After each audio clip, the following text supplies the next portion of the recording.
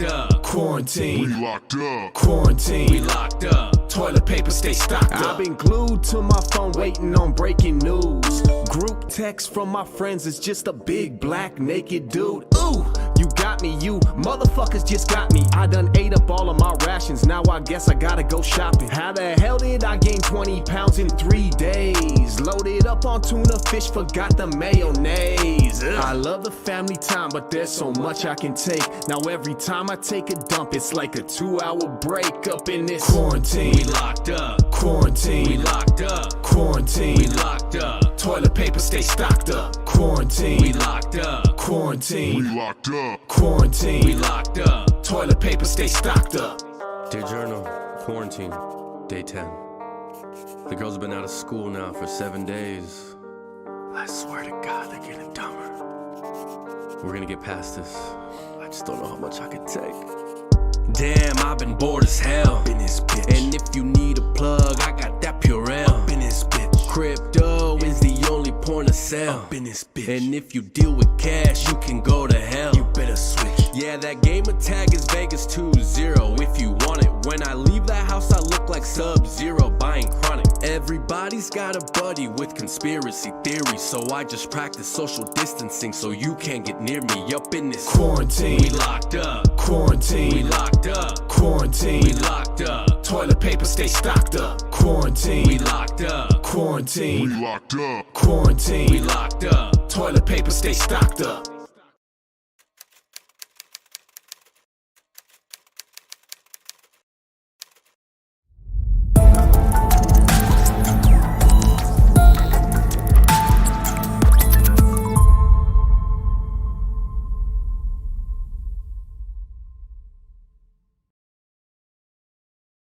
At this point, one thing's for sure. Blockchain and cryptocurrencies are changing the world, and they're here to stay. That means we need people like you, now more than ever, to lead the way. Whether you're an entrepreneur with ideas in need of technical support, whether you're an early-stage startup looking to accelerate your business, or whether you're a student looking to learn more about blockchain technology and business, the Mousebelt ecosystem is here to help you on your way. As the world's first full-service blockchain accelerator, Mousebelt offers capital investment opportunities, engineering, blockchain education courses, and free placement in our new startup school. To learn more about joining the Mousebelt ecosystem, visit mousebelt.com. Mousebelt, the world's first full-service blockchain accelerator.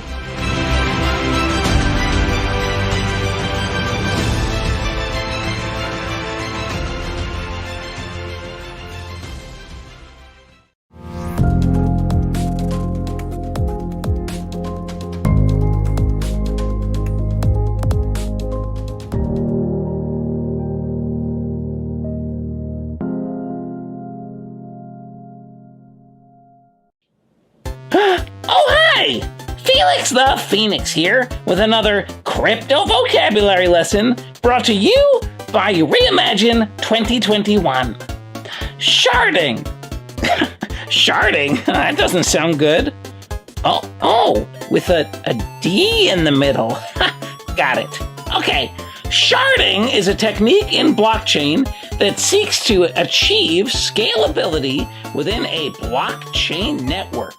The process of sharding seeks to split a blockchain network into separate shards that contain their own data, separate from other shards. The outcome of sharding is that transactional information is processed and stored in the nodes of only one shard, rather than having the information having to go through all the nodes in the network. Sharding. Still sounds bad.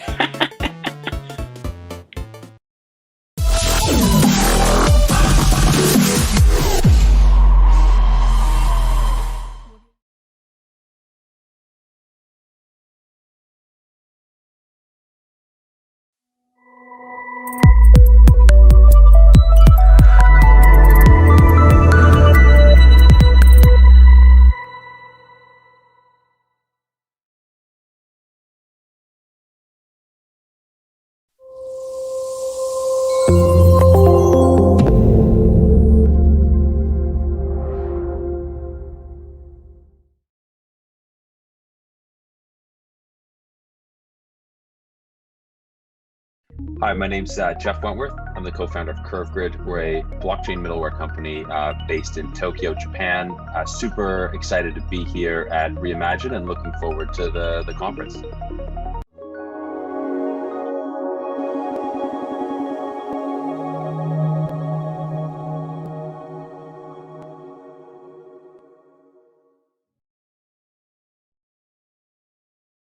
Hello, everybody.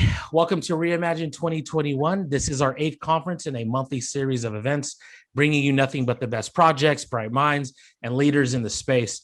We've been fortunate enough to invite many talented individuals and teams to come speak with us, providing updates, insights, and all the above that's happening in crypto.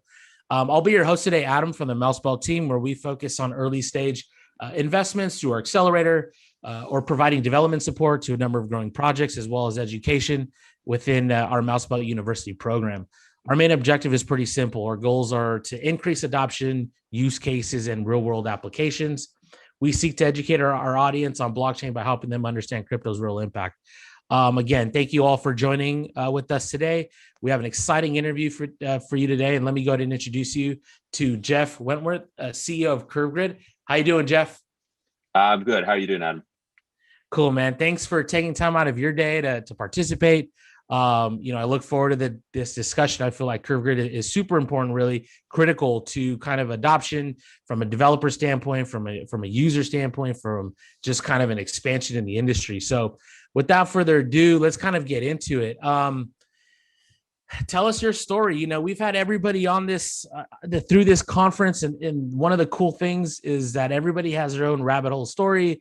Everybody's got into blockchain, one way or another, dating back to 2010, 2008, 2010, 2013. I don't even know. But what were you doing before blockchain, and what led you to kind of blockchain crypto?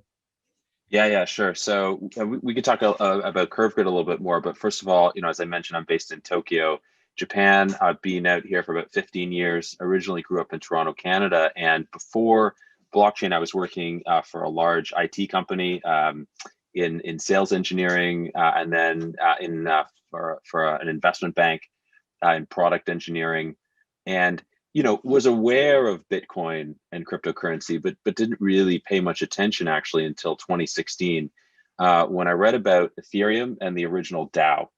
Right, the original DAO, like the DAO, which was just fantastical to me. Like the idea that you could essentially take a capital from essentially create a decentralized venture capital fund, which not only had the capital, the money, but also the governance and the voting. And that was my aha moment. That was like, okay, yeah, I get the opportunity here. Of course, it failed. I mean, Ether was at like $10 at the time, right? So probably one of the biggest hacks in history, which caused, as we all remember, the Ethereum Classic fork. But I was like, okay, I get it. Like I see the potential of this, and so my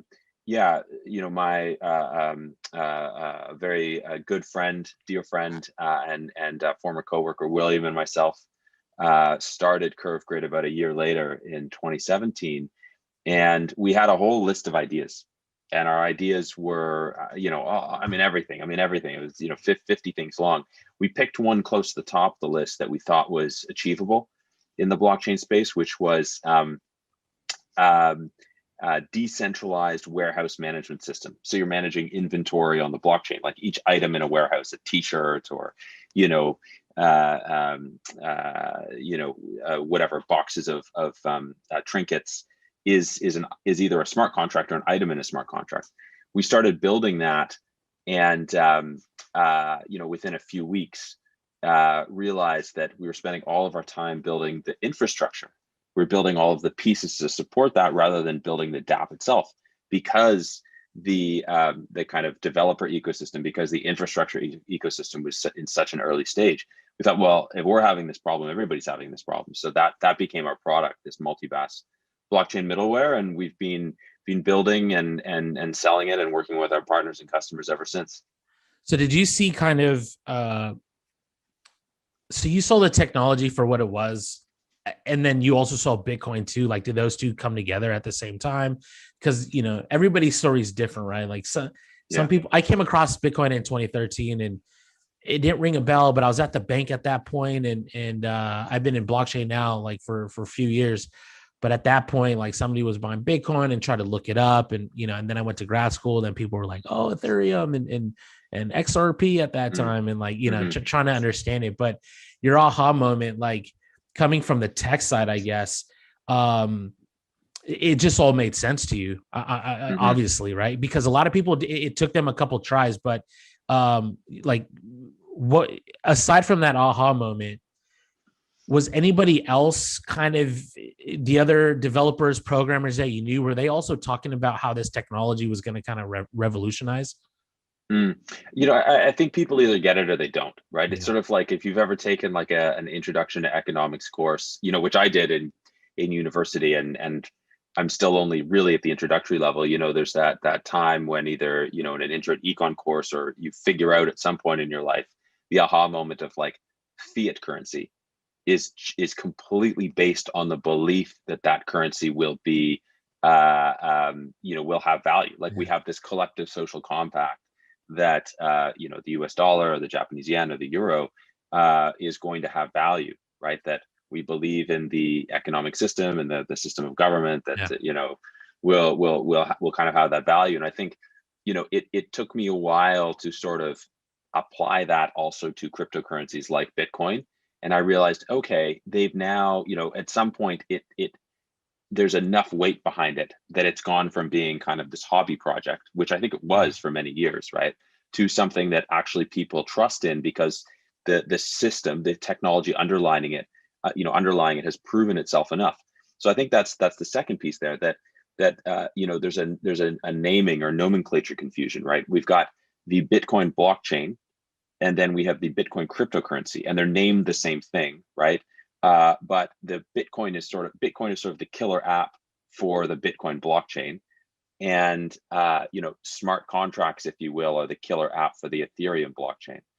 And it definitely took me a while to kind of figure that out. And at our company, something that we do is we tend not to hire blockchain engineers because they're like these magical unicorns that are very difficult to find on the open market, as I'm sure you know from some of your activities with Mousebelt. But we tend to hire just very good software engineers and then train them, right? Because it's the not only is it such a new field, and of course there's I'd say the demand strips the supply, but it's changing so quickly.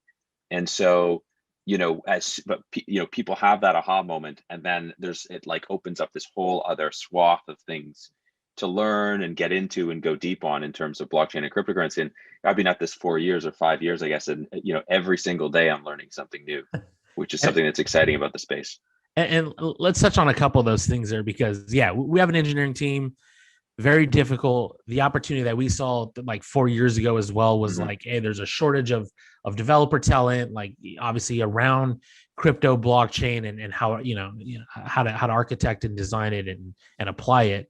And we have students right now. We have individuals that are looking to get into blockchain, and I'll focus on the developer side because of what you're doing, what your company's doing, like where you come from. Sure. But even for everybody watching, right, the blockchain touches many disciplines, like you said, some business, marketing, psychology, right? Like all these legal, right, is probably blowing up right now off of blockchain. But we'll keep it developer focused. And it's interesting you say that you're looking, which is great, because I want the audience to know that you don't have to be a specialist, right? To kind of apply to get into blockchain. If you want to be a coder, you want to be a programmer, you want to start building things. So talk about kind of your experience with your partner, not building in blockchain, but being like a Web 2.0 dev, like understanding that landscape and then going into blockchain. What were some of the nuances, or like, what was that journey like? Because we have people right now that are like, coming from Web 2.0 and they're not blockchain specialists or developers. And there's actually a lot of teams right now that are trying to streamline this. And we'll get into Curve Grid shortly about like the solutions you provide, kind of the benefits you provide to the users and clients. But what were you thinking, or like, what was the process going from like, this traditional development work to now into blockchain? Yeah. Yeah. I come from a computer engineering background, which means at school I studied both hardware and software. And I sort of liken the journey into blockchain from Web 2.0 development to kind of like the journey into hardware engineering as a software engineer. You start to play around with hardware. And I mean it, at the low level, it could be plugging resistors into a board, or, if anybody's ever done any FPGA, like field programmable gate array development, you basically are, making hardware, but you're not drawing, diagrams in CAD. You're writing code, which then gets generated into hardware. And there's two primary programming languages there. One is called Verilog, and another one's called v8.0. And especially Verilog looks a lot like the C programming language. You think, oh, I know C. I'm a software engineer. Like, this is going to be easy. I can make this hardware stuff. And immediately you figure out that everything works different in hardware land, because you're dealing with like practical issues of timing, and you're dealing with everything happening in parallel, and all of these sorts of concepts that there's no, there's kind of an analog to your software engineering background, but not really. It's completely different. And I think that's sort of the analog to smart contract development or blockchain. Like, Solidity, this looks like a C programming language. It's so easy. I'll pick I know JavaScript, no problem, right? But even though the smart contract programming kind of looks like, you're going back to the 1980s or 1990s or something like that, and just programming in C, the concepts are very, very different.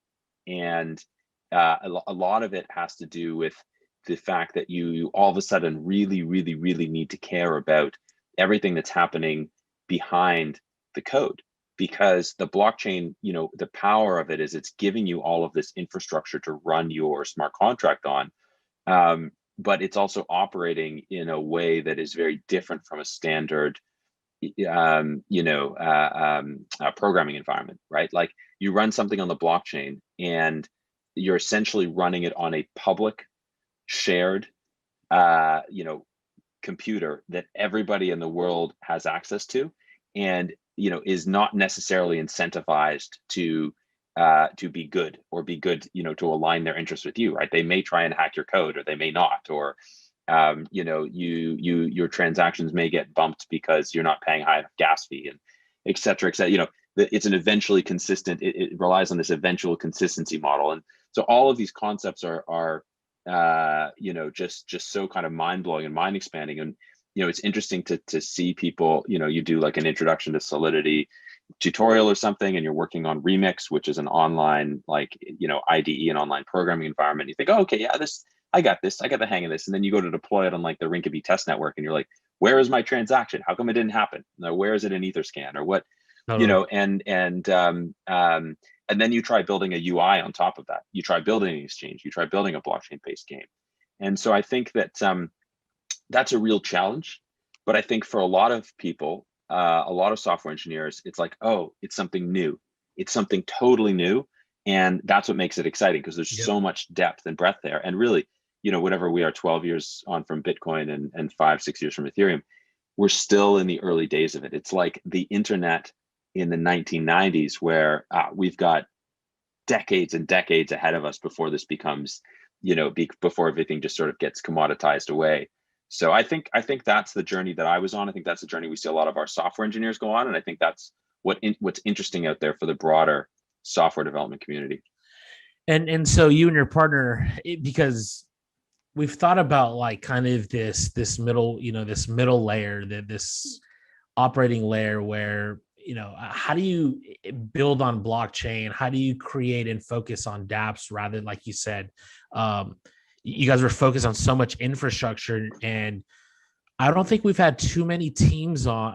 Actually none. I know of a couple, projects that are trying to streamline for people to just focus on building rather than kind of the infrastructure stuff. And it's all timing and maturity, right? This thing is taking some time, and then you went through those growing pains. And so for those watching, you're kind of explaining, right? Like what's been happening. Why are things maybe taking time? Why is it so difficult?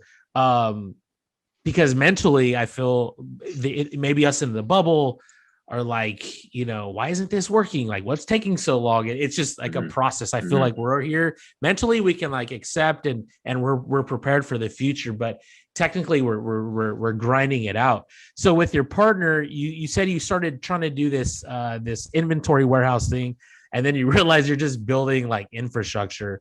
So tell me like what happened there? Like you and your boy are like, all right, man, like we got to pivot here and like we got to focus on some other avenues for ourselves. Do we turn it into a business? What's the thought process?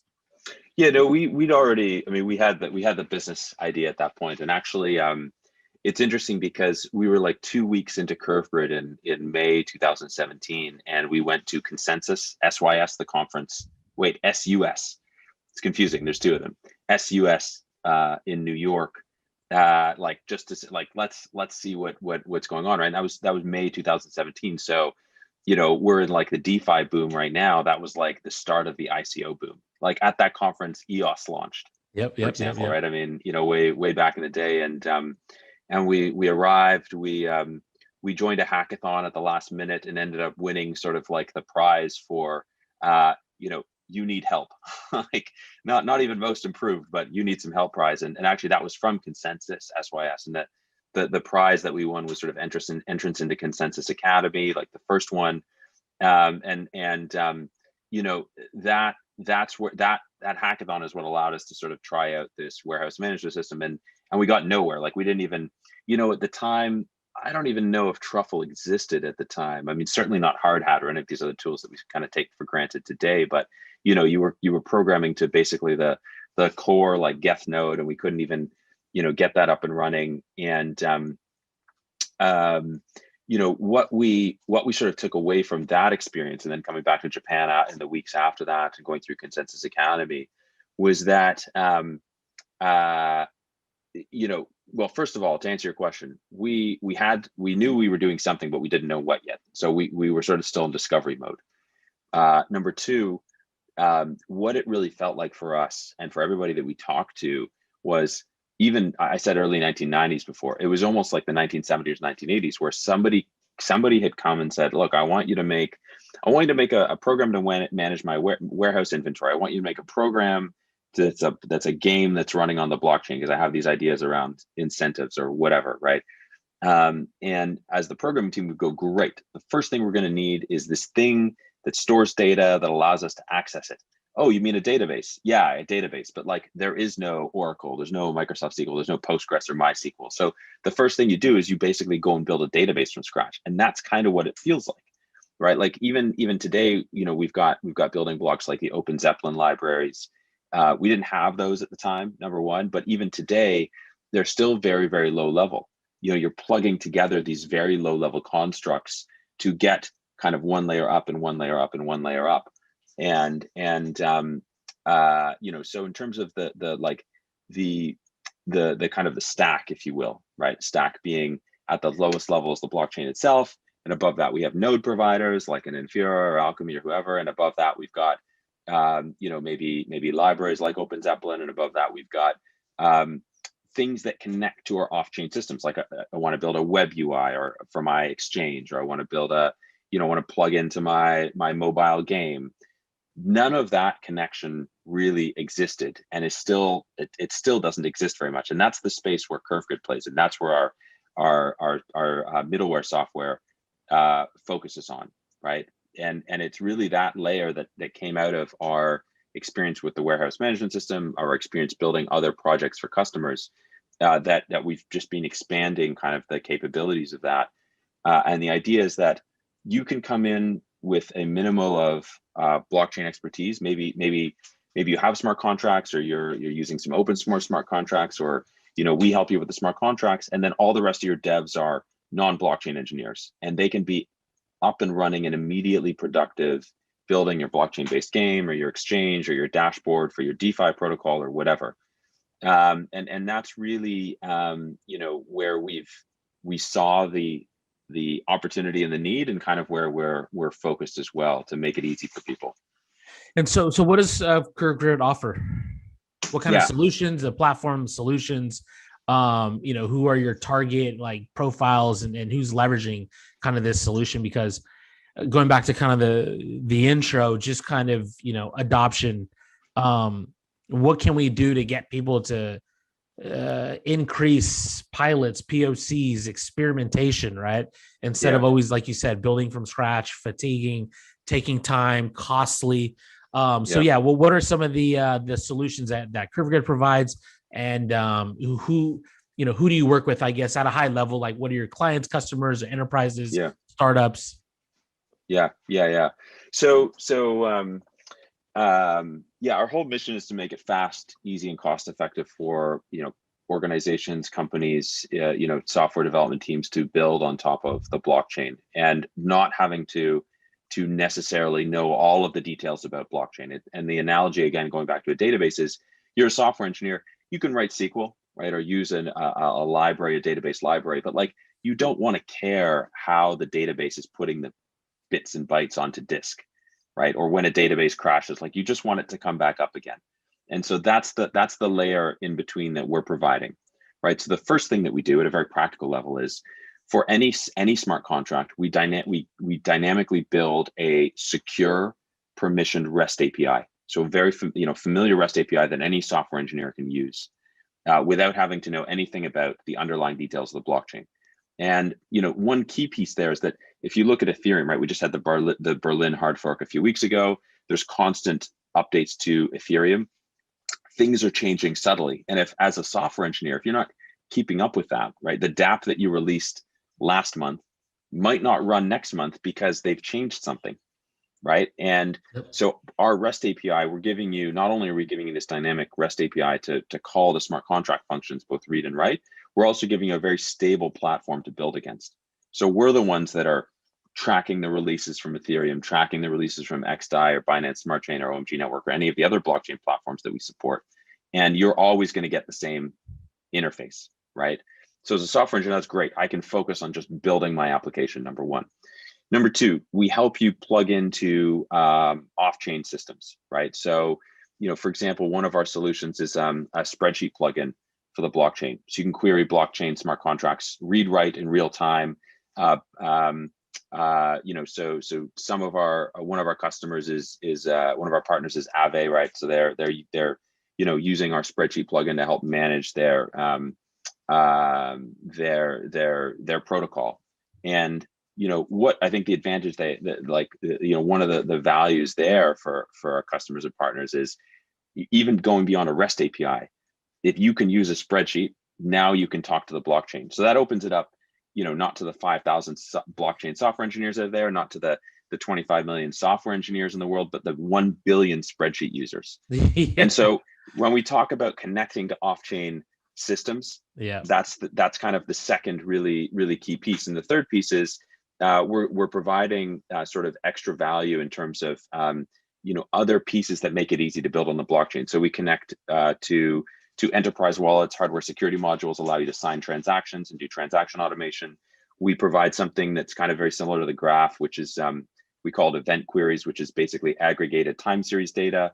We allow you to query the time series data and have this kind of active state cache. So a lot wrapped up in all that, but basically, if you want to build a dApp platform, any kind of dApp, we can help you with that. And our customers are across, I mentioned Aave, so financial services, DeFi. We also have traditional financial companies that we're working with, automotive and manufacturing, blockchain-based games, infrastructure, logistics.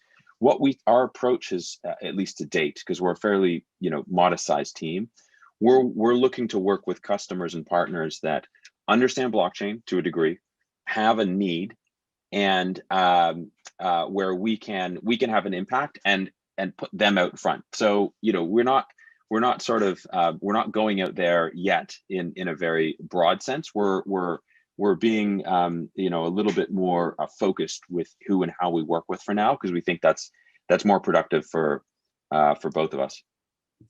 Yeah, I mean, some product market fit there and validation, right?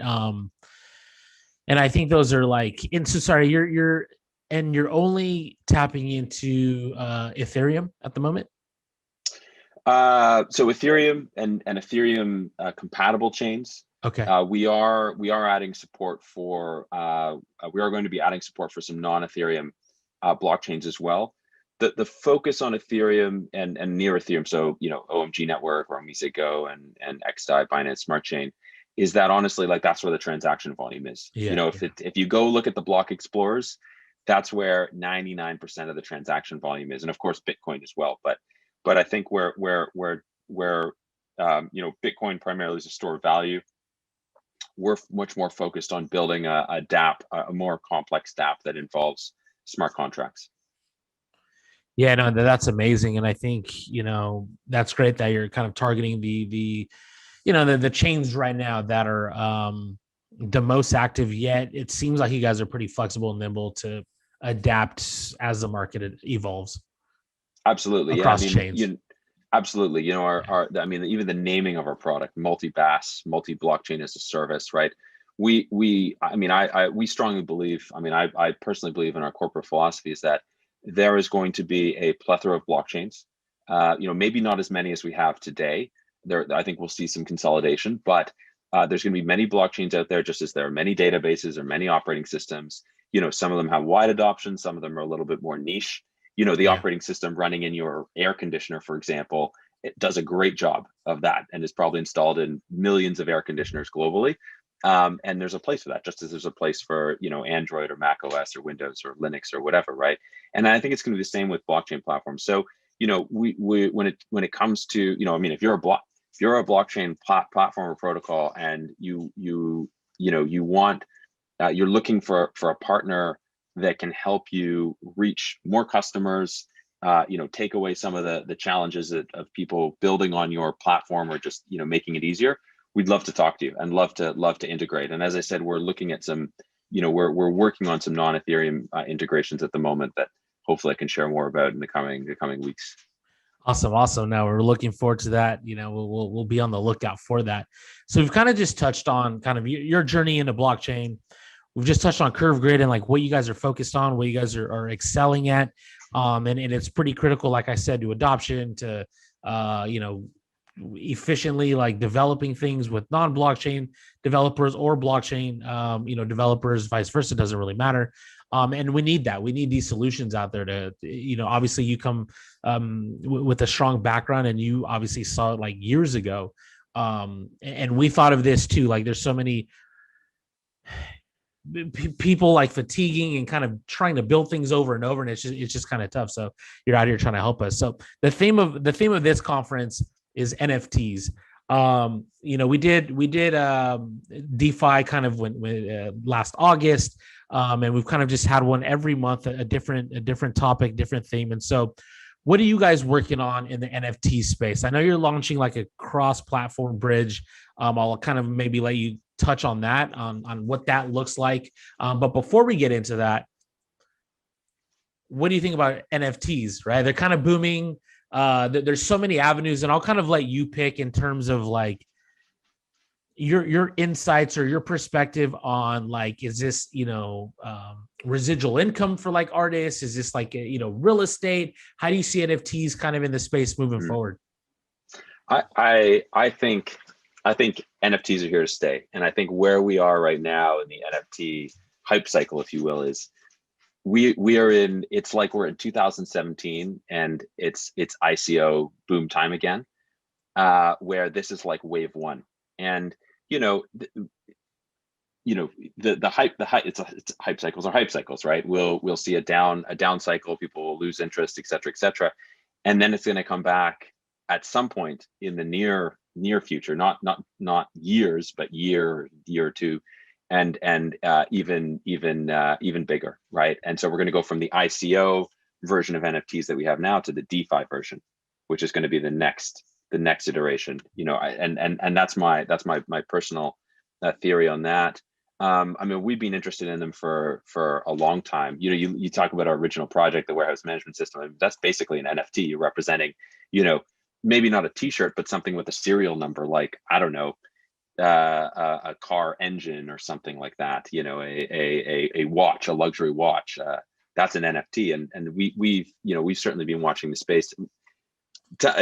Timing is always hard. Timing the hype, timing the market. So we didn't see this coming. I think we got swept up in it as much as everybody else. But we've been thinking about it for a very long time, we've got really two kind of well, I guess three parts to how we're approaching NFTs. The first, as you mentioned, Adam, is our cross-chain digital asset bridge Looking Glass, which is in early access mode at this point. And there's a lot of different cross-chain. So what is a cross-chain bridge? Let me take a step back. Like, why is this important for NFTs? Because it's a little bit more advanced from where most projects are today. A lot of NFT projects are like, I want to mint an NFT and I want to sell it on a marketplace, right? And there's some great solutions out there for that. The opportunity and the challenge that we're seeing is that there's blockchains with very high liquidity in terms of let's say their marketplaces, market opportunities, but also very high fees. Ethereum mainnet, right? Like you've got OpenSea and Foundation and Rarible and et cetera, all the great marketplaces on there. But you want to mint and sell an NFT, you're looking at like, I don't know, $200 in transaction fees all in. So the value of your NFT has to be about that, and that's fine. But like, I mean, if you're a blockchain based game, or you're selling or giving away collectibles, you're a musical artist that's giving away collectibles, or want to sell like collectibles to your fans at something less than a few $100s. It doesn't make sense in absolute terms. And so you might want to launch on a different blockchain, let's say a Binance Smart Chain or an XDAI or OMG network or something like that, where there's or Matic, right, Polygon, where there's much lower transaction fees, but also much lower liquidity. And eventually you may want to bridge back to other blockchains. Now there are ERC20 bridges, right, which basically bridge means that there's one leg on one blockchain and another leg on another blockchain, and it basically does the transfer between the two blockchains. Our bridge is very much focused on NFTs and making it easy for developers to integrate directly into their blockchain-based game or into their dApp. So you're building, let's say, how's that different? How's that different? Don't mean to interrupt, but like, no, please. Yeah, the interoperability part, and you're focused on NFTs, right? Which is a cross bridge, NFT platform here. Like, how does that different at a high level to some other bridge that's focused on some other type of interoperability? Yeah.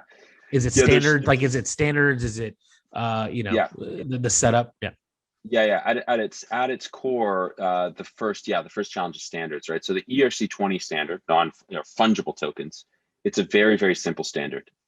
You've only got like a few kind of pieces to connect together, right?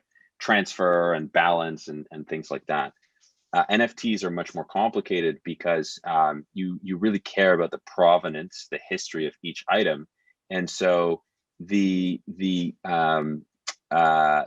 standard or the interface is a little bit more complex. The two ones that are we're probably all most familiar with are ERC 721, the base non-fungible token standard, and ERC 1155, which is sort of a standard for batching together not only non-fungible tokens but also fungible tokens. And ERC 721 is actually relatively straightforward. ERC 725 or 1155 is a lot more complicated, let's say. So that's the first thing, the complexity of the standards. The second challenge, right, and the difference between let's say just non-fungible tokens is often for non-fungible tokens, the bridge involves individual users moving their tokens between blockchains. Whereas with NFTs, our thesis is that you will not want to have your users it's about user experience. If you're a DeFi user, an investor, and you care about bridging between blockchains, you're happy to go to a website, or you write a bot or write some script to do the bridging for you. Excuse me. In the NFT space, if it's a blockchain-based game, let's say, you don't want your users to, all right, let me pause my gameplay and I'm going to take my bushel of wheat and my 26 gold coins. I'm going to go to a website, type a bunch of stuff in, MetaMask transaction, approve, forget that, right? That completely destroys the kind of user experience. And so, our thesis there is that we'll take all of these complex interactions, wrap them up in an easy to use REST API, much as you have with Multibass, and then allow you to integrate that directly into your blockchain-based game or your VR experience, like we're doing with Dvision, or your your art marketplace or your musical art marketplace. So yeah, that's the kind of key piece there. And what does it look like in terms of platform and then games? So we're interoperable, or composability interoperable between like network to network and also internetwork, right? So or like, cross chain, and then also like internetwork. Like how does that work in terms of the same games on the same platform versus these games, switching over to these games on this network, almost like a, I don't know, PlayStation and Xbox or something along those lines. How does that even look? And I don't even know if we're there yet. What are the tools and how, I guess, obviously that's like a challenge and a barrier that you're solving. Is that correct? Yeah. Great analogy, right? And it's interesting because I think, you have like exclusive titles on Xbox or PlayStation or whatever, or PC, and then you've got ones that launch on kind of every platform. And I think generally, that there's going to be, I think many blockchain based games are going to want to launch on multiple platforms. This is actually kind of another piece, which is, not just for liquidity of buying and selling items, but also where the players are. Like, okay, well, I don't know, all of my friends and all my wallets are working on this blockchain, so I want to be on that blockchain. Or from an item perspective, like, okay, we've got gold or bushels of wheat or whatever, but I've got the sword of Damocles that's like a $5,000 item. Like, nobody's going to want to buy that on here. I think I can get a better price for it, or on this other blockchain, so I'm going to take it over there. Is kind of the thinking. The other thing that you're asking about is just in terms of like, what does that even look like bridging across blockchains? It's one of those things that seems deceptively simple at the beginning, but starts to get really, really complex when you consider that the whole value of the blockchain is the sanctity and security of the consensus layer, right? Where we all trust in proof of work, we all trust in proof of stake, or we all trust in proof of authority, right? Pick your consensus model for whatever your blockchain or your DLT is. But when you want to connect two blockchains together, each of them individually is very, very secure. But if you want to go between them, you're now essentially breaking that sanctity, and you have to have a trusted middle party to essentially, bridge the two of them, right? And there was an interesting article recently I was reading about like the Bitcoin to it, like the wrapped Bitcoin bridge. You can wrap Bitcoin on Ethereum. Like, who's operating that, right? Who's and I'm not saying it's not trustworthy, but just stop to think about that for a second. You're sending your Bitcoin to an address on the Bitcoin network, and you're getting wrapped Bitcoin ERC20 token on the Ethereum network. If you want to go the other way, it's the opposite, right? But on both sides of that, the entity or entities that are essentially operating that bridge have complete control of any of the assets that are locked into that bridge. And it's the same thing with non-fungible token items or fungible tokens, right? So, a lot of the complexity of operating and running a bridge is around how do we make sure that people don't lose their items, or people like, how do we ensure that we're picking the right level of security when we're managing like how the items, how the NFTs, how the tokens are locked up. And that's the other thing that we're spending a lot of time on. It's one of these problems that seems deceptively simple, but ends up being very, very complex. And I think, knock wood, everything has been pretty okay so far. But just like we've seen hacks on exchanges, on DeFi platform, protocols, et cetera, I think at some point we're going to see a bridge fall apart as well. And that's something that's very much in our minds as well, as we're bringing these solutions to market, is like making it as secure and robust as possible. And so I see two kind of barriers here, or at least kind of things that we need to look at in terms of NFTs, and love to get your thoughts. Like, there's a technical aspect that you guys are working on, and then on the flip side, it's kind of a social thing, but really the demand side. Like, where do you see NFTs taking off in terms of gaming, the art world? This is kind of what we see at the moment.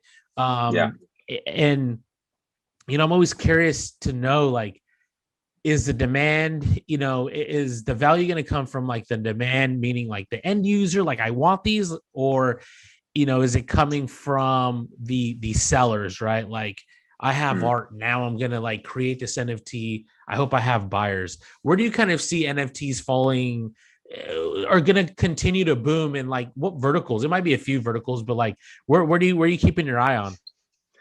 This is the like $1 billion question, right? If I knew the answer to this, right? If I had an answer, not just an opinion, I would, I don't know. Be rich. Yeah, exactly, right. But that's fine, right? But it's fun to kind of speculate. So I will speculate because it's pure speculation.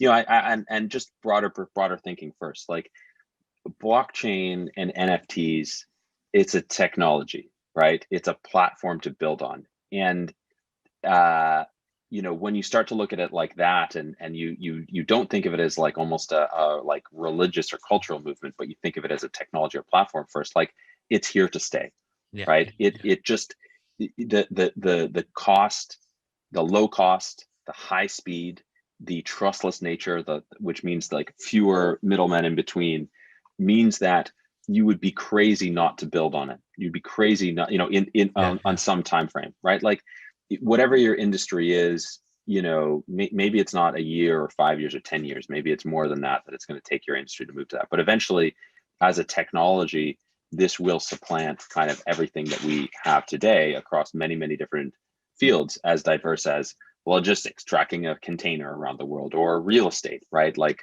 who owns a particular piece of land, who gets paid, who has the insurance contract, et cetera, et cetera. And of course, gaming and art and collectibles. And I don't like the art and collectible space that globally, we're looking at this recently. It's something like a $370 billion market. $370 billion. That's everything from baseball cards to classic cars to artwork, right? That's a massive, massive market. And I think that eventually you're going to see everything. I mean, physical certificates of provenance of art, it's all going to move to the blockchain. The ownership of collectibles, trading cards, it's all going to move to the blockchain. I think everything over time is going to move to the blockchain. It's a question of what comes first and in what form. And to your question or your point, Adam, is it demand or supply side driven? And I don't have an answer to that. I think that just like some people saw NBA Top Shot coming, but I think it's going to be in surprising areas like that where it's going to take off and drive a lot of the demand in other areas. Like, we have, so linking it to DeFi, right? We have AMMs, automated market makers today, like a Uniswap or SushiSwap, or Compound, I guess, that are really the evolution from decentralized exchanges or DEXs, due to to work around issues like high gas costs from a couple of years ago. And I think it's the same thing in the NFT space, where we've got we had CryptoKitties and we have CryptoKitties and CryptoPunks and artwork and marketplaces like Zora or OpenSea, et cetera, et cetera. The question is, like, what's the next evolution of that going to look like? And I think that some of those projects are being seeded today. But of the 100 projects that are out there, which are the 2 or 3 that are really going to take off? And I don't think anybody knows yet. Yeah, no, I mean, and you talk about like, I think I forget the number, but it's close to around like 25% of, these wealthy billionaires like keep their wealth in art. And I feel like that's the next disruptor. Well, it hasn't really been disrupted, right? We kind of, curate art and kind of have these, these storefronts. And that's pretty much it. And I think this NFT is going to drive some value to some of the other, artists in the world that can have these residual, payouts, right? Like in the end, they're the ones that kind of get lost in the shuffle once that art goes, secondary markets and all that. Like that's it. You kind of lose some skin in the game there. But no, you bring up some like super interesting concepts there. And yeah, I don't know what's going to happen because we're on the tech side. Like I see like you said, it's a platform. It's something to build on. There's obviously value there. There's, all kinds of things being sold already. And then I'm just kind of thinking, I don't kind of value certain things. So I'm just trying to figure out where the value is, or where's it being transferred from? Is it the artists like that want to push this? Is it the demand side? And I just think it's going to be native. Obviously it's going to be native to generations. And like, as we move forward, it's just going to, everything's going to be on chain. Yeah. I think the big challenge, the biggest challenge for blockchain still is usability. Yeah. Right. UX. Right. Yeah. And, as soon as something requires MetaMask, you're limiting or any other Web3 wallet, right? You're limiting the scope of people that can realistically get involved in it to a much smaller group of people. So I think, I'll talk about two of our partners that we've announced. One is Tradestation, which is a traditional art marketplace that has something like 2,400 artists from 80 countries and 18,000 pieces of physical art for sale, oil paintings, watercolor, statues, right? And they've been interested in NFTs for quite a long time, and now we're working with them to essentially launch digital art as NFTs on their platform. And the value that they have provided and do provide is, for physical art, acting as kind of the middle layer, that almost like a traditional art broker, art gallery would, to, we'll handle the shipping, the packaging, the insurance, the payment,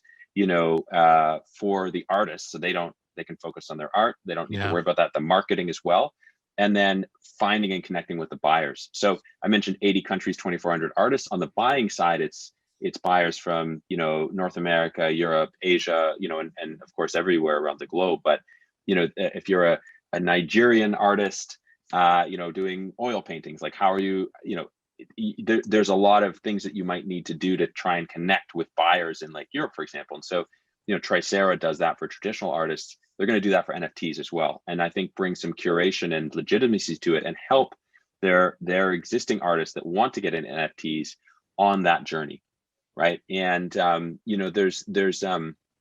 so that's one way, like more because you mentioned us as software engineers, there's a whole user experience aspect to that there of helping to guide people and onboard them that I think is going to be really, really important in the NFT space. And so, we're excited to be, basically, they're going to be adding NFTs into their art marketplace and building on our multi-vast platform to do that. The other one is Zyko, which is a like virtual concert platform. They do, and especially relevant in these socially distanced stay-at-home times where people are attending concerts from their favorite bands or musical artists remotely, basically allowing musicians to give out, like digital collectibles, virtual collectibles to their fans that have the backing of the blockchain. So it's not just like, oh, I'll email you a JPEG or something like that, but no, it's like, it's a video or a moment or something that's personalized. It's got provenance,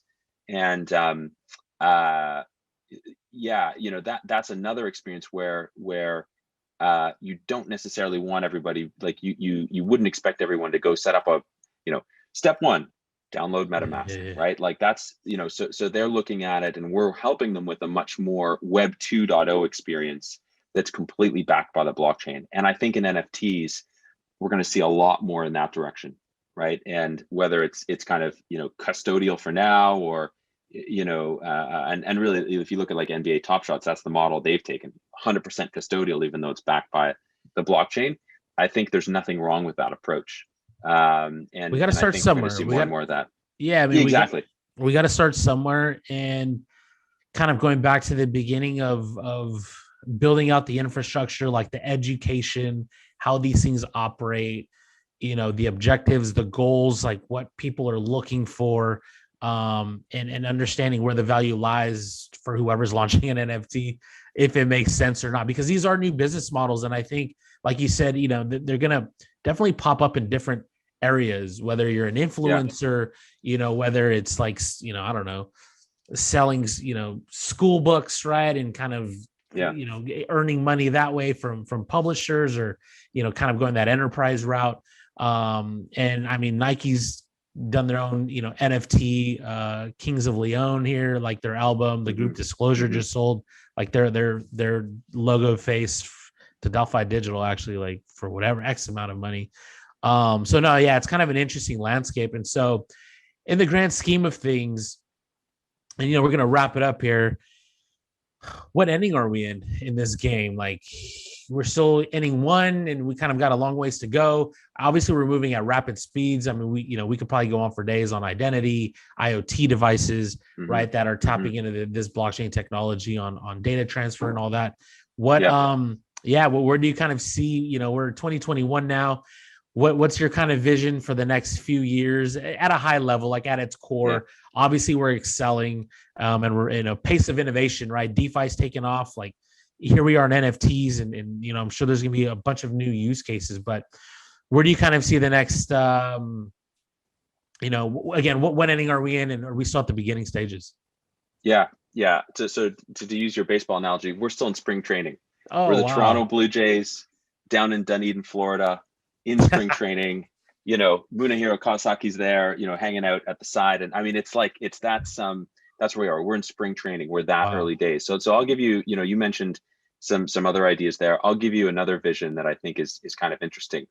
What happens if every single picture that you take on your smartphone becomes an NFT, gets an NFT attached to it, and it gets uploaded to the cloud, and it's an NFT. And it's not necessarily an NFT that is accessible to anybody on the public blockchain, but you can share it with your friends and family, and it's got that provenance. So you're looking through a photo album, years and years. I mean, your descendants are looking through a photo album, your great grandchildren. They go, oh yeah, this was indeed taken by this person. Or some of your photos that you take are you could gift it to your significant other, right? You could give it to your friends. You can share it within your circle of friends.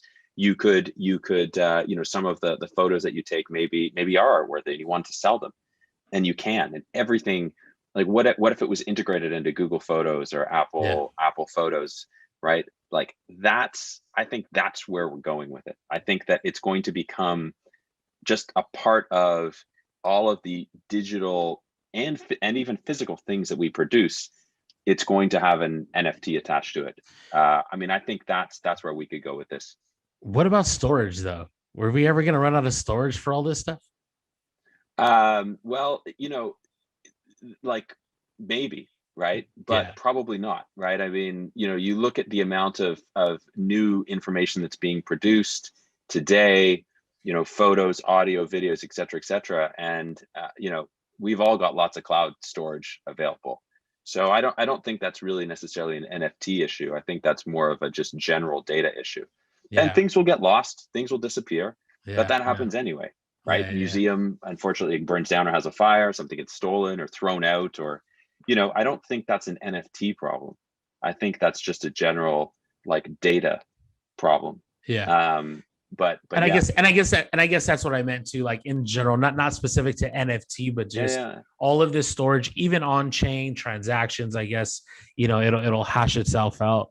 Where can people learn more about CurveGrid, what you guys are doing, stay up to date, get insights? Yeah, absolutely. So come check us out, curvegrid.com. If you are a builder or you're a protocol or platform that is looking to expand your reach. If you're a protocol or platform, connect with more developers. If you're a developer or a business that's looking to accelerate your journey onto blockchain, reduce your time to market, we'd love to talk. You can certainly reach out via our website, and would love to be in touch. Awesome. Well, Jeff, thanks for participating. Thanks for speaking. We touched on a wide range of things, kind of your journey, what CurveGrid is, NFT, the NFT space right now, the boom, and appreciate, kind of you sharing your thoughts here. Again, we have a lot of students tuning in. We have a lot of our communities tuning in from our partners. I'm sure you're going to share this as well. So I think it's good information, good knowledge, and it kind of ties back into the education of like, this is some real shit. Like, we're building some cool stuff. You guys are, making an impact. It's not just Bitcoin and cryptocurrencies, right? It's a lot more than that. It's fundamental. It's going to, I'm not saying crypto and blockchain is going to like save the world, but it's going to make an impact whether you like it or not, one way or another, in some shape, some shape or form. So yeah, again, thanks for coming to visit us. Everybody, this is Jeff Wentworth, CEO of CurveGrid. Thank you all for tuning in to Reimagine 2021. And we hope you enjoyed the talk today, and we'll see you guys soon. Thanks, Jeff. Have a good one. Thank you, Adam. Bye.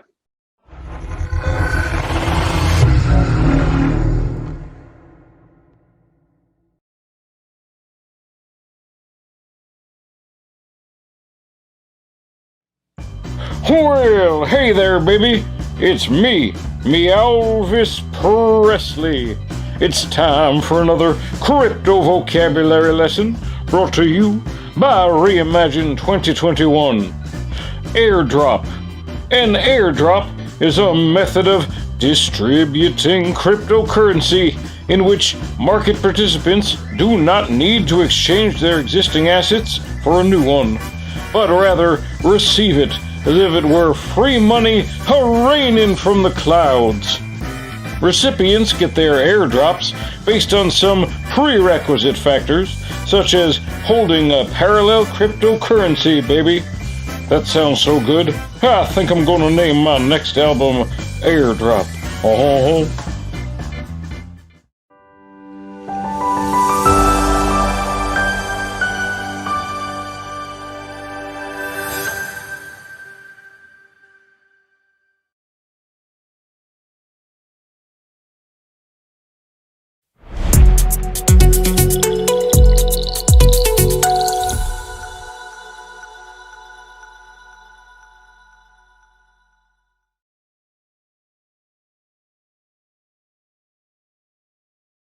Hey, it's the Crypto Twins. I'm Litecoin Lucy. And I'm Tammy Tezos. 2020 sure was a year to reimagine, and we're glad that you can join us again this year to Reimagine 2021. In case you're not already planning on it, we would like to remind you to tune into Reimagine 2021 virtual events, where you get to hear about the latest and greatest updates in the world of cryptocurrency and blockchain technology every month. Also, be sure to follow us on Twitter at Reimagine_2021 and subscribe to our YouTube channel so you can stay up to date with daily news segments such as Immutable Opinion with Asher Westrop Evans and 90 Seconds or Less with Yona Hawkhauser. Stay tuned to Reimagine 2021, brought to you by Mousebelt.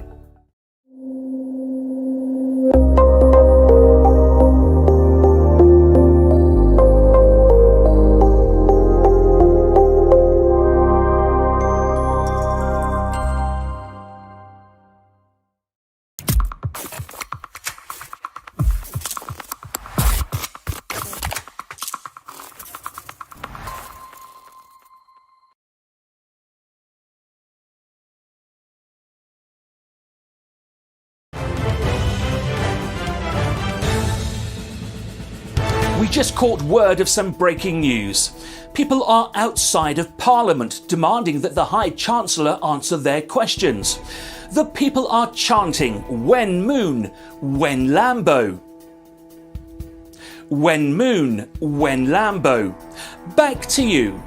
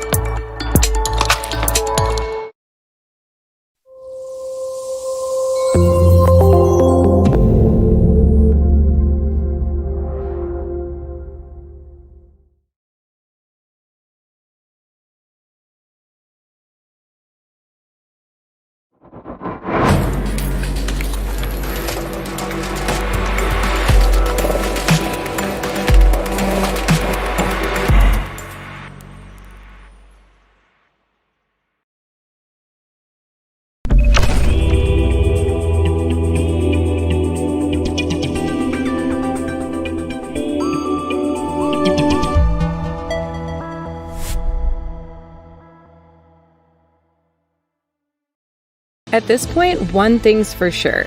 Blockchain and cryptocurrencies are changing the world, and they're here to stay. That means we need people like you, now more than ever, to lead the way. Whether you're an entrepreneur with ideas in need of technical support, whether you're an early-stage startup looking to accelerate your business, or whether you're a student looking to learn more about blockchain technology and business, the Mousebelt ecosystem is here to help you on your way. As the world's first full-service blockchain accelerator, Mousebelt offers capital investment opportunities, engineering, blockchain education courses, and free placement in our new startup school. To learn more about joining the Mousebelt ecosystem, visit mousebelt.com. Mousebelt, the world's first full-service blockchain accelerator.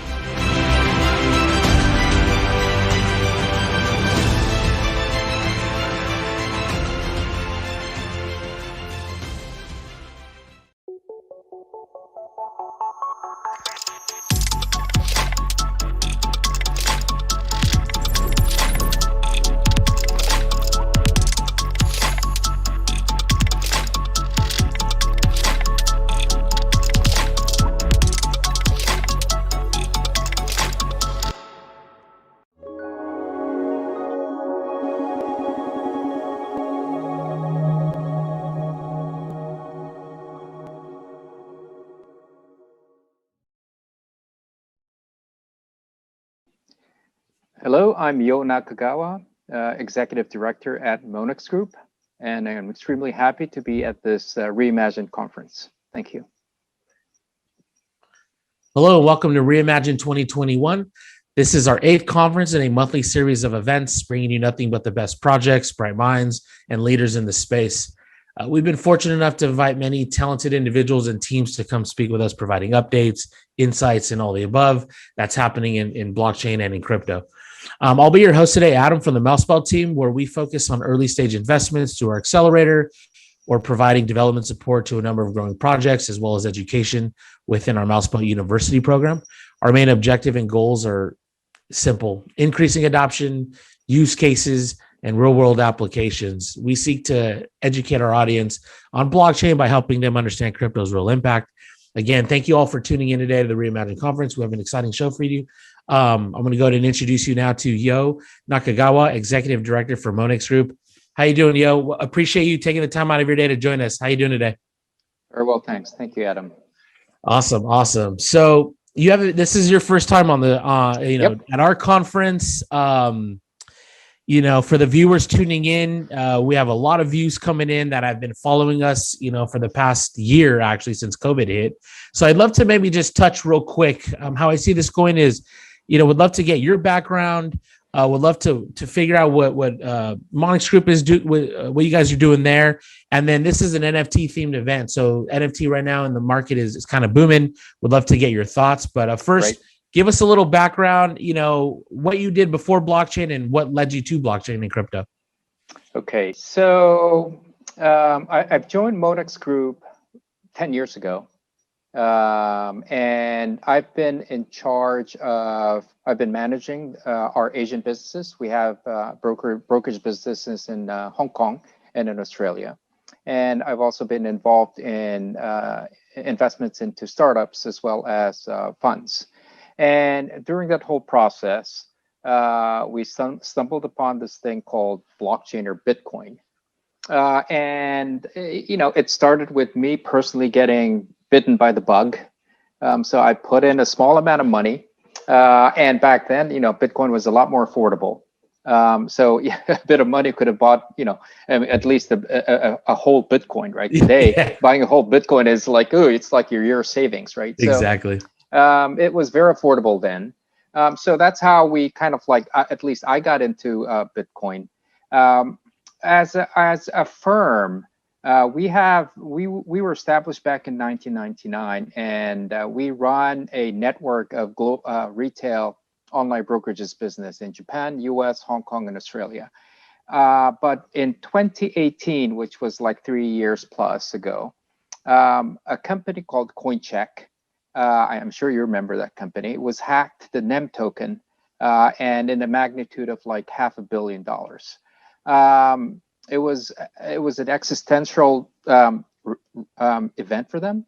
And we basically came in to rescue the company. So since April of 2018, Monix has been operating CoinCheck. We own 100% of CoinCheck, which is now one of the largest, if not the largest, crypto exchange in Japan. And we also operate a crypto business in the US under our US subsidiary called Tradestation. So we are now deep into crypto. We're one of the few listed companies globally that have both licenses in the broker's business as well as the crypto area. Aside from those crypto businesses, we also invest in crypto projects as well as tokens. So, and within the capacity, I am in charge of the investments for the holding company for blockchain-related projects. And I'm an advisor to CoinCheck, which is our crypto exchange. Wow, a lot to unravel there. Pretty exciting. All of it sounds interesting. Would love to go down, those paths and get your thoughts. And regarding this conference, right? We've had everybody on from projects to influencers to leaders, thought leaders, from private, public sectors, investors, right? It's all been great. I want to get your thoughts on on Bitcoin. Like how do you view Bitcoin in terms of at its core too? Is it a global reserve? Like how do you see a store of value? A currency type thing, financial freedom. What's kind of your perspective on it? I mean, this is a Bitcoin crypto conference, and I'd love to get everybody's perspective and insights on how they view it, and everybody's different. So we'll love to get and it's might have even evolved, right? I mean, you guys are now dabbling into various businesses where, like you said, when you got into it, you spent a few bucks. At that point, it was testing the waters. Is it currency? Is this a dollar substitute? So yeah, I would love to kind of get your thoughts on how you view Bitcoin. I think Bitcoin in itself, it's I think it's got multiple aspects to it. I mean, it's obviously it's a store of value, a new asset class. It once used to be a form of payment. It kind of died down a little bit on that aspect, but who knows? It may come back if the price starts to stabilize as there's more users engagement in that asset.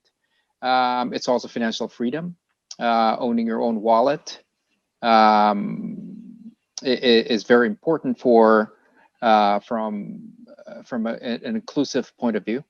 So I think it has all sorts of aspects, and the whole space is evolving so quickly that it doesn't make sense to just characterize Bitcoin as one thing, right? It's got multiple faces. No, that's great, and that's kind of one of the things that I think of it too. Financial freedom. It has some pros and cons. It does touch. Yeah, it was store of value. People thought it was going to be payments. We'll see kind of what happens in the years to come, but right now everybody's kind of huddling and trying to figure it out. So you kind of obviously have very interesting perspectives in terms of you guys touch different points in blockchain crypto. And what I mean by that is you are investing in projects, so you kind of see the lay of the land and the trends. You're running an exchange, which is infrastructure and really critical for adoption for people to come on board, everybody outside of this bubble that you and I are in. What excites you with all these lines of business? Seems like you have your hands in everything. And I kind of want to tie it even back to the region that you're in, Japan. Right. Like you guys are one of obviously the leading powers, in the world. I forget, number 3, right? Kind of as far as economies go. Let's start with what's the strategy approach and what excites you with these lines of business? And you can take it however you like. You can go in order from importance of investment to the exchange, which is infrastructure, to, crypto investing for retail investors. Okay, maybe I'll start with what is unique about Japan, right? So Japan, in all aspects of finance, retail investors have been the most innovative. in Japan, and they have the largest risk appetite of all investors. I mean, I'm comparing with institutional investors, right? So retail investors have always expressed a strong interest in new trading instruments and more risk, right? So this has, as you can probably recall, Mt. Gox was in Japan, right? And it was supported by a lot of Japanese traders. And back until 2017, Japanese retail probably represented 60 to 70% of global volume, right? So, Japan is not, the image of Japan being conservative does not apply to retail investors. That's number one. Now, the backdrop of that is that because it was a retail market, the regulators was compelled to somehow protect the retail investors from bad actors, right? And back in those days, 2015, 2016, there were a lot of bad actors, right? In 2017, I think we had this whole ICO thing, 2017, 18. So the regulators basically came in to protect retail investors. And when regulators come in to protect retail investors, it tends to kind of like overregulate, right? So Japan started with retail, ending up with one of the tightest regulatory environment.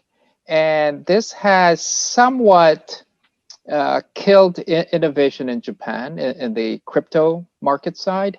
So today, I think Japan's kind of like retail representation of volume is, and I would say 20% now at most.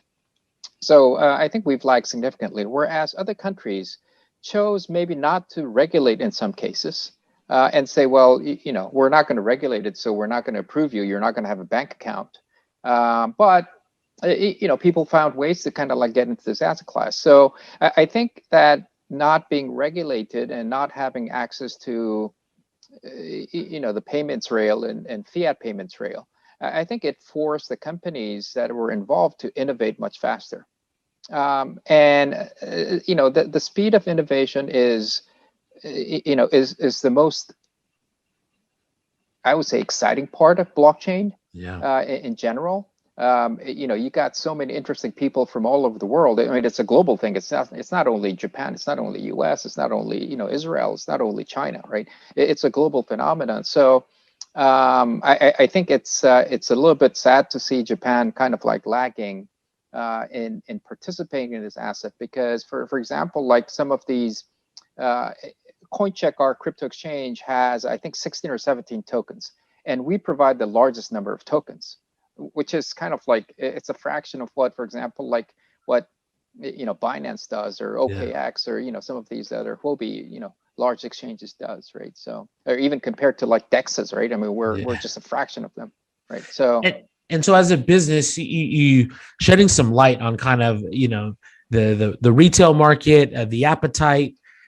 What do you guys see from a business standpoint to get into the business? If I'm assuming it's a little bit more conservative from a business standpoint into getting into crypto, how have you guys like survived? And it seems like internally the motivation's there, the interest is there. You've been obviously you have like these different lines of business in crypto. How's, I guess, the mindset of management to kind of go into this space, knowing that, right, heavy regulation and all this and hurdles and all that? Are you assuming, I'm assuming you work well with, the government, the entities, the agencies to, it's a two-way, it's a little dance, and this is a long-term play.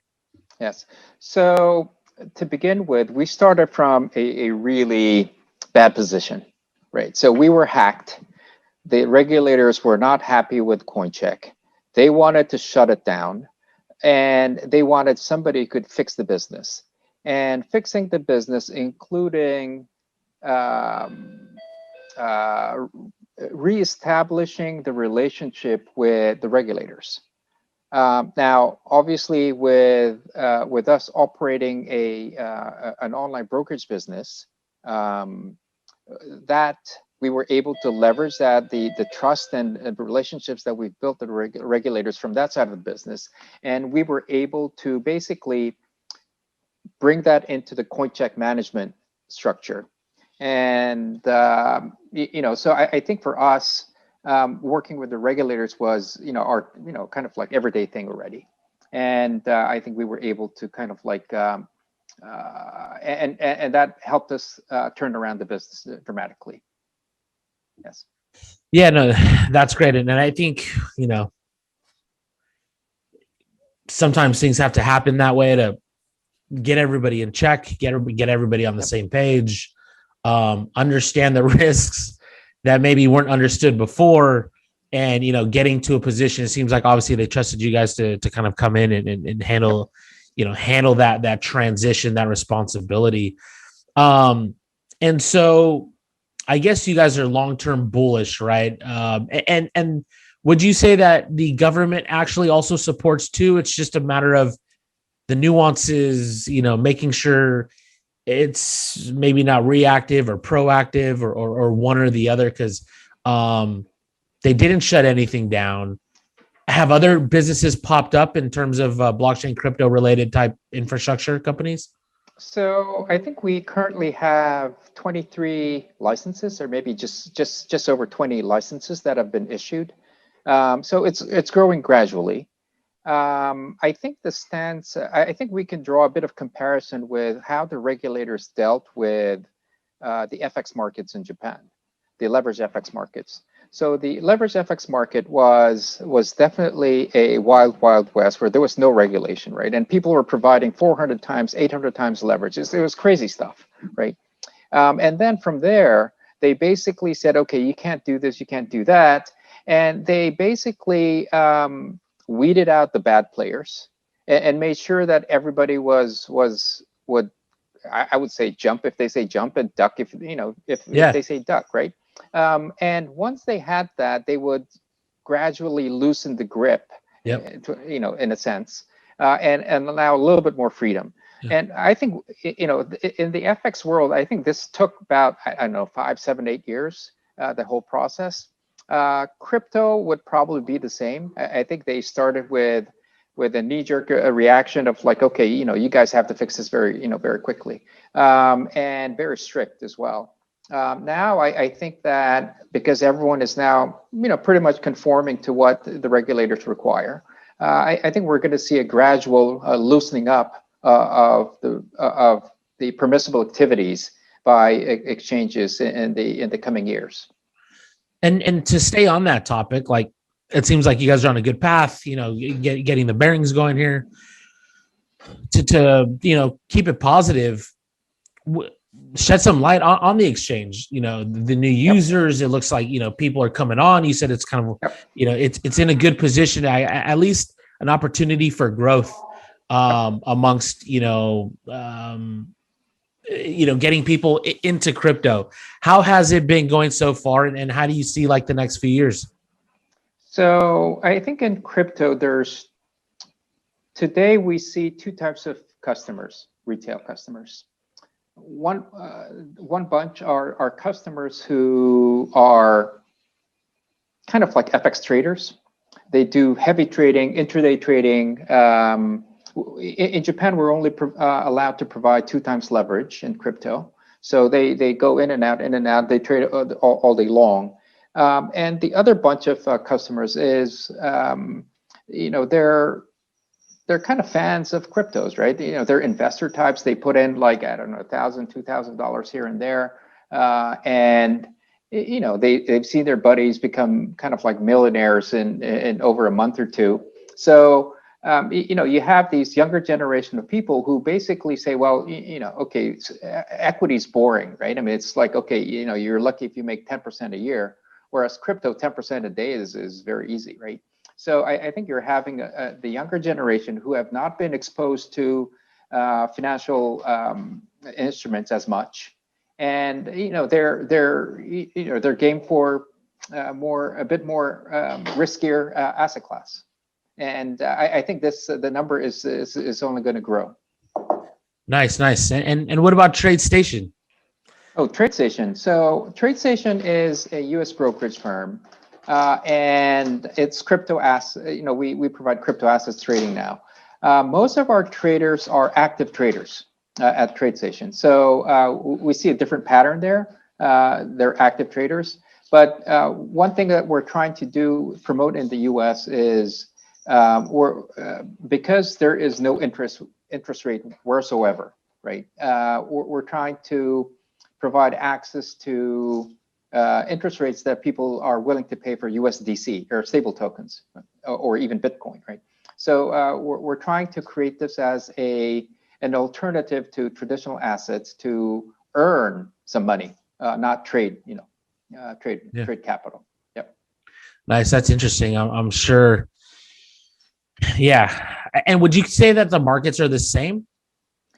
I would say the U.S. and Japan is pretty similar in terms of how we're regulated. Obviously, the U.S. is a little bit more progressive. Yeah. And obviously, the players are very different, right? I mean, you have a lot more institutional grade players, service providers in the U.S. Yeah. And you also have institutional investors. In Japan, it's just very, very retail service providers and retail investors. Nice. And yeah, well, we'll see what happened with Biden's administration. Gary Gensler, right? Yeah, like their tax strategy coming up. We'll see what happens. It's gonna be very volatile. No, that's great. So we kind of just touched on the exchanges and kind of that part of Monix's business lines. And let's kind of get into the investment side, which is kind of an area that obviously you're managing as well. What's kind of the appetite? What's kind of the mandate there? And what are you seeing? What interests you, I guess, in the investment landscape? So our investment activity has been very hampered by this COVID thing. We haven't been traveling for over a year now, and we haven't been able to meet founders face to face. Because investment isn't our core business. We do it primarily if there is business synergies, right? And we prefer to meet face to face, but we continue to be interested in key areas like the NFT area, which is the new kid on the block, probably the DeFi space. It's the usual suspects that's in there. We are also working on certain POCs that would bridge blockchain with existing financial systems, and that's something that we're doing, to try to see whether, there are areas that there's a lot of promise in blockchain always, but you haven't seen it really being delivered yet. So we're giving it a shot ourselves as well. Yeah, I mean, there still are a lot of challenges and barriers in some of the biggest problems you're kind of tackling, actually, which is like access to liquidity, which is kind of your trading, right? Your investment aspects.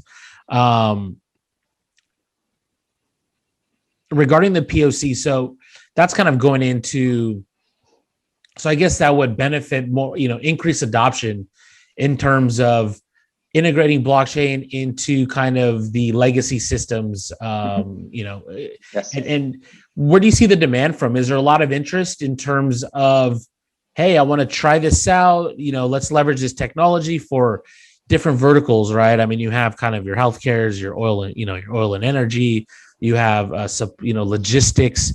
Where are you kind of seeing some of these pain points, maybe at its core, at a high level, that you're seeing a lot of these, entities or companies, looking to try this tech out? So one of the largest pain points is, for example, like if you talk about replacing an equity trading system, the pain point is huge. I mean, you have to replace an existing running system that people have invested, tens of millions of dollars, right? For years, for decades. For years, right? And the whole operational procedures is in place, and to try to reinvent the wheel, it doesn't make sense, right? And because you have, I don't know, hundreds of participants already on that platform, you need to have everybody move at the same time. Otherwise, you'll have to maintain two systems, which doesn't make sense. No. So you have to look for a space where things are still very ineffective from an operational point of view. Yeah. And people are not willing to invest, and therefore, and it's not high volume, but it's critical enough that the features of blockchain would make sense. Yeah. So and when you speak with potential customers or partners in this field, everyone is interested in blockchain, but they just can't figure out what really works for them in a practical manner. Yeah. I mean, they say, okay, they can do this, you can do this. And a lot of people have done POCs, but when it comes to implementation, it just stops there, right? So our solution may change a little bit of that.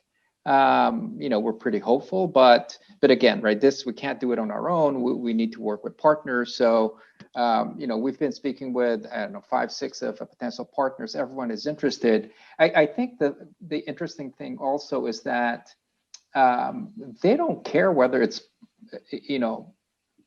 they're chain agnostic. I mean, they don't care whether it's an Ethereum chain or whether it's Cosmos or whatever it is, right? As long as it works. But also, they don't want to deal with blockchain. Yeah. Right? They want to use the blockchain features, but they don't want to deal with blockchain itself. I mean, it's just like they don't have the engineers, right? And if it's going to be more expensive using a blockchain system, then they'll say, I'm fine using just an IBM or Oracle. It's not going to make sense. Yeah. So I think, but one of the companies that we've invested, it's a company called CurveGrid, and I think you're having a call with them. Session with them. They have this mid-layer middleware thing called Multibass, which is a blockchain as a service kind of like platform, and they connect the real world and the blockchain world, right, in a very seamless manner. And so the POC that we've built uses their platform. So the customers can just deal it as work on it as a web app, right? And the whole backend is going to be done on a blockchain. And this is something that kind of like lowers the entry hurdle, the barrier for a lot of our potential partners. Yeah, because I think all they care about, and it makes sense, it's like, what's it going to do to my bottom line? Is an ROI? How much is it going to cost? How long is it going to take? And it better be not marginally better. It better make a substantial increase in efficiency, effectiveness, cost savings. And do you think blockchain is there? CurveGrid's providing a solution, and yeah, we had an interview with them. I interviewed them today, and it makes total sense in terms of how do we implement and integrate blockchain technologies, part of the stack, into legacy systems, and that's kind of the barrier that you just talked about. In real life, that you brought up. Some of the challenges is like, why should I switch? Right? Is it going to be even slower? Do I need to retrain my employees? And I think some of these infrastructure players are critical to the mass adoption on the enterprise front. Yes, I think that when you say existing system, I mean, there are all sorts of levels, right? I mean, for example, like a web app is one layer. You can have, for example, like the whole backend system of a financial institution is one system, and the requirements are very different. But I think there are use cases where it can be done at all levels, right? I think that obviously, if you're dealing, for example, with the financial institution's backend system, I think you can imagine, for example, like a use case where you have multiple parties that need the same data, and using blockchain as, for example, like a communication layer between multi-party, multi-system kind of like environment where you have a blockchain layer that basically translates everything and it broadcasts its real time, right? Yeah. So I think there are various use cases, and I think that because people haven't seen really a use case that coexists with existing system. Yeah. I think people can't kind of, people are having difficulty in really imagining how this thing can transform their whole kind of like environment. Do you think it's just more of a waiting game in terms of like, let's just let the infrastructure play out to get to this next level of implementation? Because you're right, nobody wants to be in the POC world. From our experience with enterprises, they get fatigued, right? You're spending, it's expensive. So they're spending X amount of money for X amount of time. They get to the end and it's like, it worked, maybe not that great, it didn't work and we're kind of over it. So like, do you see it from just kind of an infrastructure that we can get past this middle part of combining this blockchain solution into the stack with existing legacy systems? I'm assuming that's probably the dilemma at the moment, is just, we're trying to change decades of investment, decades of layers upon layers, from however many years ago. I mean, how do we get past that? I mean, it's going to happen, but we got to unravel some things and or have a plug and play from the blockchain side. Well, I think for example, like cryptocurrencies, like, Bitcoin, right? That in itself proves the value of the blockchain, right? It's a decentralized system, and it works, right? It's one of the safest network and it's been up for the past, 12 years without any issues. So, there's proof that it works. I think the challenge is always that when people have to replace their system, for example, like a payment system, you have to look for somebody who doesn't have a payment system that needs to connect with somebody who doesn't have a payment system. Whereas today, well, all the large banks are connected via SWIFT. SWIFT may not be the best system, but it's connected, right? So I think there will be, you'll need to start with a different approach rather than kind of like saying, oh, well, this is going to replace the whole world, right? I think, there are certain aspects of life where you can complement each other with the existing and versus using the blockchain.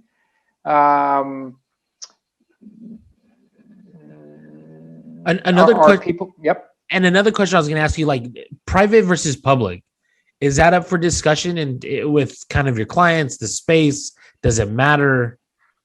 I think that banks or financial institutions have the tendency to prefer private networks or a consortium network. Yeah. And I think it makes it's fine because it solves certain issues. Using a private node.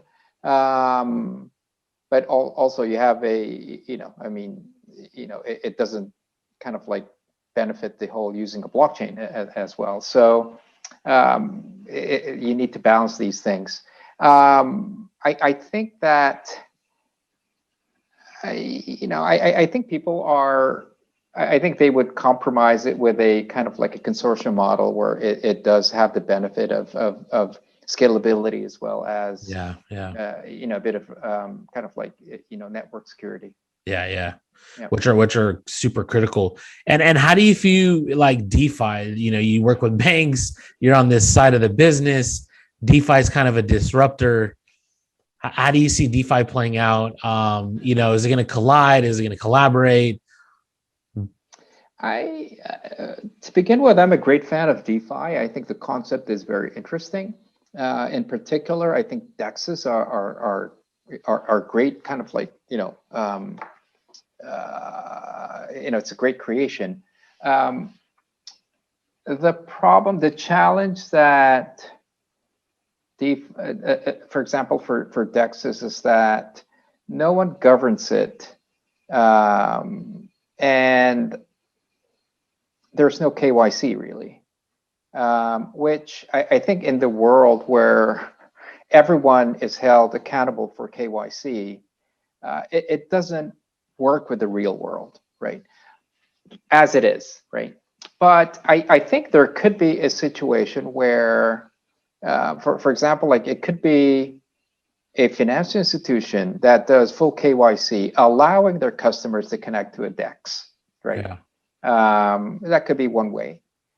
Or we could have, and this is yet to come, for example, like an ID layer. Decentralized ID layer that basically verifies and is connected to various, whether it's the tax authorities or whether it's some KYC agent. Verifies your identity as well as your transactions, and you use the functionalities of DEX to the maximum, right? So I think it's going to evolve from here, but DEX is here to stay. Yep. No, definitely. And you touched on a lot of points, like the KYC aspect, who's going to be involved, all these kind of super important, flow processes that are in place that we're so used to, accustomed to, and we got to hash those out. Identity is a big one too, that obviously, it's kind of in the works. People's working on it. We'll kind of see where that lands. So that'll be interesting. And I kind of want to pivot now into like NFTs, and you brought it up a little bit earlier. This conference kind of with the market, we've evolved the conference as the market evolves, and it's been great. And now we're landing on NFTs. I'd love to get kind of your, first of all, your thoughts on NFTs, what that looks like, your perspectives in terms of, is there value there? Is it here to stay? Are we just in a boom, a hype cycle, which we are, but like, is it here to stay? Where are we at, and what are your thoughts on NFTs? Right. So as a group, CoinCheck, our crypto subsidiary, is the largest provider of NFTs in Japan. So our marketplace, we're a marketplace provider in Japan, and we operate 2 exchanges or marketplaces. One is called the so-called on-chain platform, and the other is so-called the off-chain platform. And the off-chain platform, obviously, one of the reasons why we were kind of like forced to think of an off-chain platform was because of the expensive gas fee that, it could kill all your profits, right? And there was so much uncertainty that we had to create an off-chain exchange where people could trade these things more freely without any fear of exuberant gas fees. So, but today we are the largest. We have business alliances with a lot of the large NFT players. And today we're seeing huge interest from our Japanese customers. And whether it be game tokens, whether it be art tokens, whatever it is, there's a lot of interest. And when you're not a gamer and you see these things trade for thousands of dollars, you just scratch your head a little bit. But that's fine, right? I think these kind of like hypes or bubbles, whatever you call them, is necessary to get investments, to get interest into the space. So I think we're going through this kind of like, whether it's called a hyper bubble, it's something that the market always has to go through in the first or early stage. And the business model is actually not really defined well yet. People just buy and sell and just hoping that it's going to go up. But the potential for NFTs to really do a lot more than just kind of like price appreciation is, the potential is there. For example, like the royalty fees to the copyright holders is one thing that is totally different from how things are being kind of like traded in the secondary market for whatever it is today, right?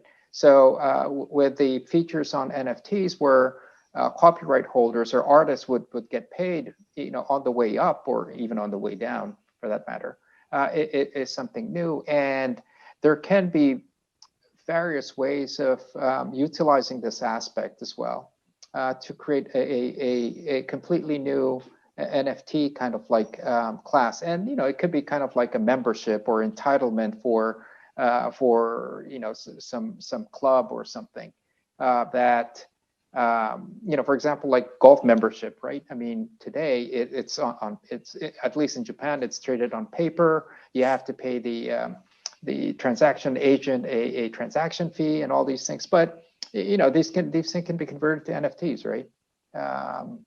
Yeah. What are some of where do you see NFTs kind of maybe excelling, succeeding? And I guess in terms of like gaming's one of them, makes total sense in terms of, makes total sense to who? The gamer, the content. Well, NFTs make great sense for creators, content creators, whatever that is. You're running your own business, influencers, right? Artists, musicians. And then for gamers too, if they're developing, creating these in-game assets. But it's not so good, obviously, for the publisher or the game central like authority kind of type of business. Where do you see NFTs? Where do you like NFTs kind of in terms? Is it real estate, gaming? And you just mentioned kind of some of these other retail kind of avenues. Art, musicians. I think whether it's art or whether it's game, but I think it's more in the space of kind of like promoting engagement between whether it's an artist or whether it's a sports club or whatever it is, or game organizer, whoever it is, and the fans, right? I think that's where NFTs would excel most. Because it has, aside from the scarcity value, it does have, it provides value in terms of like, it proves the ownership to your kind of like enthusiasm or support to, somebody, right? So, and you can express it through coding, right? So you can just code anything into, an NFT. What's going to continue the momentum in the NFT market? Is it going to be from the demand side, the seller side? Is it the content creators obviously trying to, start this new revenue stream, this income? Is it the fan base community? I don't know where it's going to lie yet, but I've had this thought. I've had a couple NFT marketplaces on in our previous conferences, and I asked the same thing. Like, is it the artist that wants to do it? Is it the communities and buyers that want to, want the NFT? It's going to be interesting to see, because I mean, we see this in mass media, like, wow, 79 million, right? Like, you hear all these crazy numbers, but that's not really a good identifier like of everybody else, right? Because everybody thinks these NFTs can really trickle down to these local art musicians, right? And maybe they just don't know about it yet. So it probably comes with a little bit more education for them to want to take this route in terms of generating NFTs, minting NFTs for themselves. But where do you see the demand, I guess, coming from to keep this NFT, grounded a little bit? And obviously, maybe not in the next few months, but in the upcoming years, I mean, there's got to be some interest coming from one side or the other. Supply and I think it's going to come from both sides. Obviously, there's going to be a phase of disillusionment where all the NFTs, majority of the NFTs that people have bought may go down in price, and they're saying, okay, well, I own a piece of URL, an address on a URL, and what do I own really, right? And people are going to say, well, I want something else. I want functionality or want something else. And at the same time, our artists who have not been exposed to NFTs yet really are not aware of how this can change their lives, right? The potential, the potential. So I think it's going to come from both sides. And this whole hype, and hype is not necessarily bad, right? I mean, it also brings a lot of attention to it, and people, we're seeing tons of interest from artists who's never, who's been so far from digital, right? But they just want to understand how these things work. So I think the whole price thing and everything is doing a lot of good in terms of like raising the awareness of the space. So we're going to see both, interest coming, and it's going to, someone's going to come up with something that's going to be a major hit, right? And people are just going to kind of like, that's going to be kind of like a de facto standard for NFTs going forward for each obviously business. Yeah, no, and when I think of crypto, Bitcoin, altcoins, Ethereum, blockchain, it's interesting. It's just really native to internet, right? It's native to kind of this next generation. And when I think of these NFTs, it's also psychological, right? Like you just mentioned, what do I own? Like, do I get to hold it? How do I, view it? It's going to be a different feel, a different sentiment. So, right now it's off to a great start, and there's definitely a place for NFTs, regardless of where it lands. It's going to land in a bunch of different places, and it's going to be exciting to see the benefits, I guess, across kind of this new way of operating. Yes. What about NFTs and DeFi? You think they'll come together at some point where you can kind of leverage your NFT token? Dexes, Dexes and all that. Right. Well, no, I think, for example, like I think there is certain aspects of DeFi in certain blockchain games, like F1 Delta Time, right, where you own a token and you can lend it out, right? You earn, by lending out those kind of like rare tokens or whatever it is. So I think there are certain aspects where where you can earn yield, right, by investing in these tokens and leasing them out in games, and people who use it probably would have a better chance of winning a game or something. So there are already aspects of that, and that is, to me, that's one of the most kind of like interesting things that I've seen in the NFT space, and and this within the past 6 months or so of development. So yes, I mean, definitely we're going to see more of that.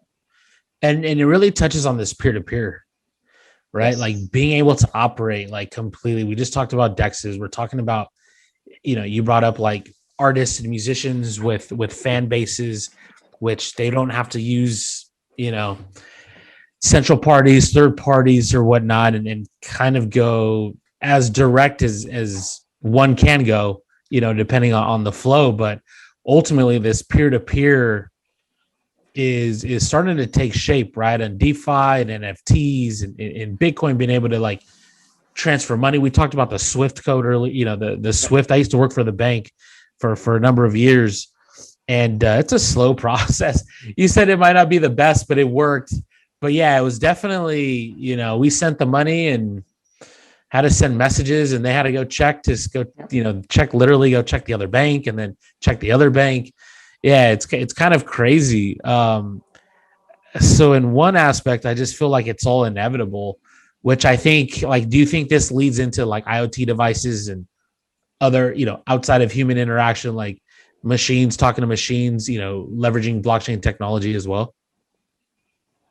I think it's not a one takes all situation, right? Yeah, I mean, you're going to have, it's going to coexist. And I think once you have CBDCs, right, or stable tokens issued by, for example, like large banks, right? Yeah. I'm not quite sure where CBDC or stable tokens issued by large banks fit in. Whether is that closer to crypto, technology-wise, yes, but it's not SWIFT because you can basically settle real time globally. Right? Yeah. And so, for example, like today, when you wire from Japan, when you wire your money, it goes into a U.S. bank account, right?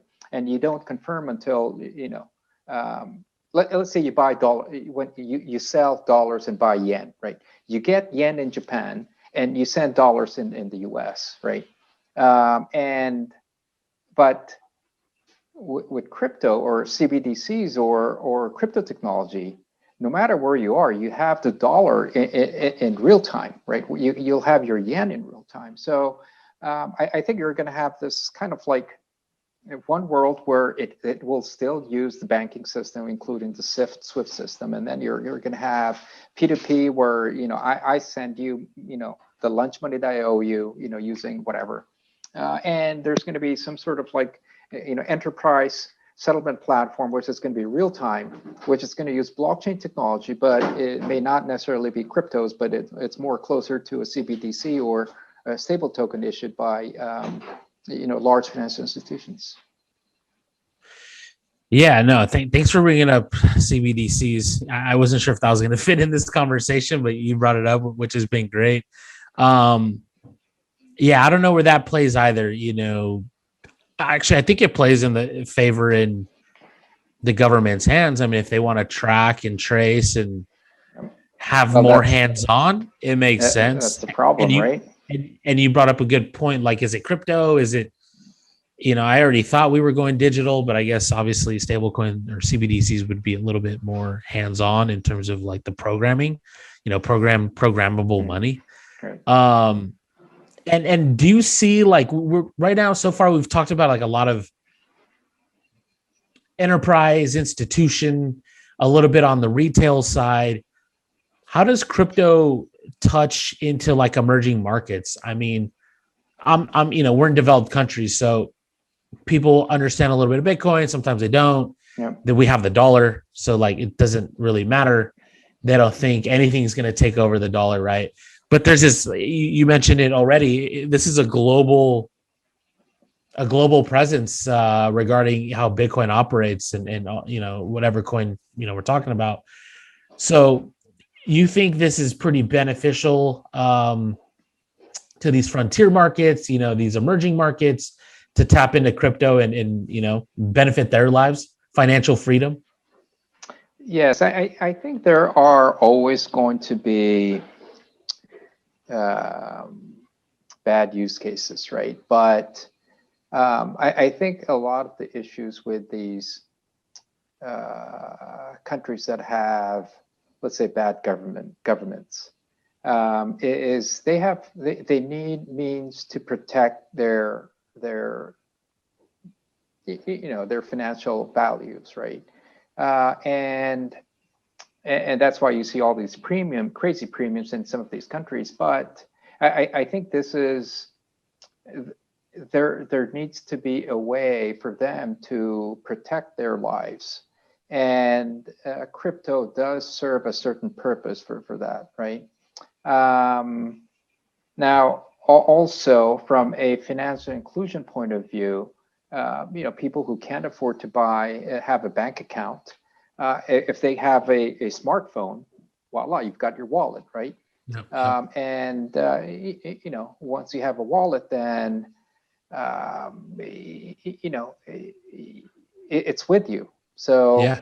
I think that it's financial freedom, financial inclusion,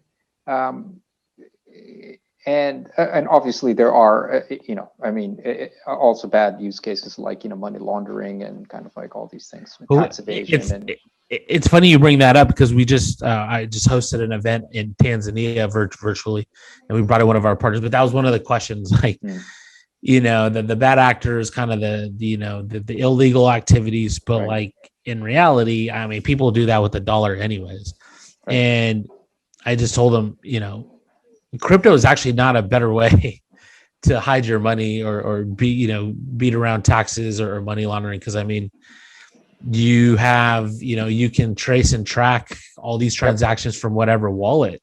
So I feel like that narrative, we've kind of gone past a little bit, and people can look beyond that and seeing, I guess, more of the positive that it can do. Like you said, Yep. if you can't open a bank account, if you're a farmer, some small micro business out in, this frontier market that's looking to get a loan, like crypto might be able to, help you out in terms of a stable coin or a local coin or something around there.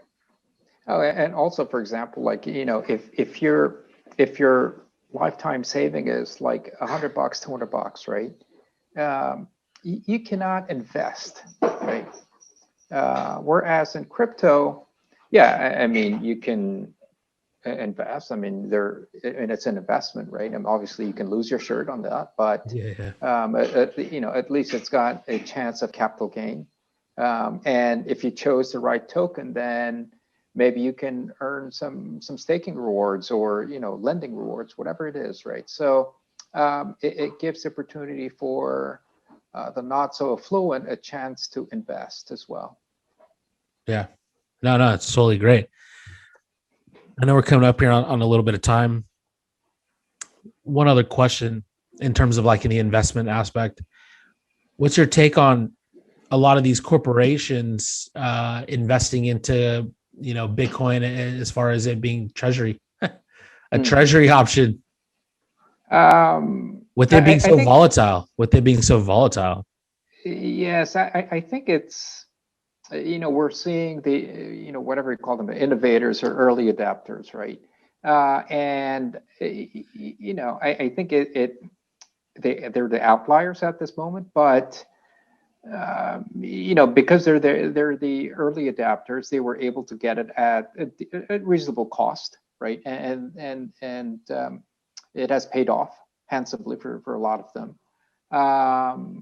I think that as time passes and as the momentum of crypto continues to grow, I think you're going to see a lot more companies that are going to be compelled into doing this, right? Now, this doesn't come, I mean, a normal company would not say, okay, I'm going to put in $200 million and manage my own wallet, right? That's not really going to happen, right? They're going to say, okay, well, we need a good custodian, right? Look for a custodian. So you're going to have Fidelity, you're going to have, maybe Coinbase or whoever it is. You need institutional players to do that. So in that sense, I think that countries that have institutional grade custody providers will see the earliest adoption by or have the largest numbers of corporates that would diversify their treasury exposure into cryptos. And for that matter, I think the U.S. would be probably would have the most potential.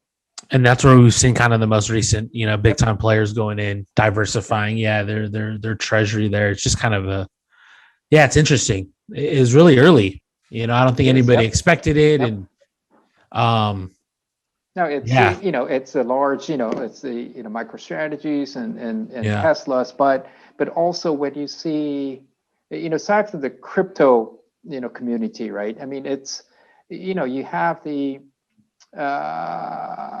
old school hedge fund giants, right? The Paul Tudor Jones and Stanley Druckenmiller, and these guys were a legend in hedge funds industry. They are the guys leading, investing in crypto. So I think in any business, right, you have the early adapters, and they're the ones who go in first, and they probably win the most, right? Yep. Now, what an exciting discussion here today with Yo. Appreciate you taking the time out of your day. We chatted about your journey into blockchain, what led you here. Monix has been doing various lines of business, involved in a variety of ways, supporting like the industry, adding value, doing your part as much as you guys can, and it looks like you guys are in it for the long haul. Where can people learn more about your team, your group, and kind of potentially like getting logged on a Tradestation? Where can they get all that information? So if you go to Tradestation.com, it would have you can, it'll have the Tradestation crypto banner up there, and you can go into that. If you're interested in CoinCheck, go to coincheck.com. We currently, because of regulation, we do not accept non-Japanese residents. So, if you're interested in doing crypto with our subsidiaries, please visit tradestation.com. Yeah, and this is also a global viewership. So this is an international, we're doing this on 4 or 5 platforms. We have every continent is joining in. We have millions of impressions, hundreds of thousands of views. So it's good that at least you kind of talk about it now, because everybody's going to watch this. Thank you, Adam. All right. So for all of you tuning in today, thank you for visiting Reimagine. We hope you enjoyed this discussion with Yo Nakagawa, Executive Director for Monix Group. Great discussion on his path, what they're doing in the space. Very appreciative of his time to kind of share, his insights and perspectives. And we hope to have you back. We do this every month, so we'd love to invite you back. Absolutely. It was my pleasure, Adam. All right. Thank you very much. Thank you, everybody, for tuning in to Reimagine 2021. I'm your host, Adam, from the Mouseball team, and we'll see you again. Thank you.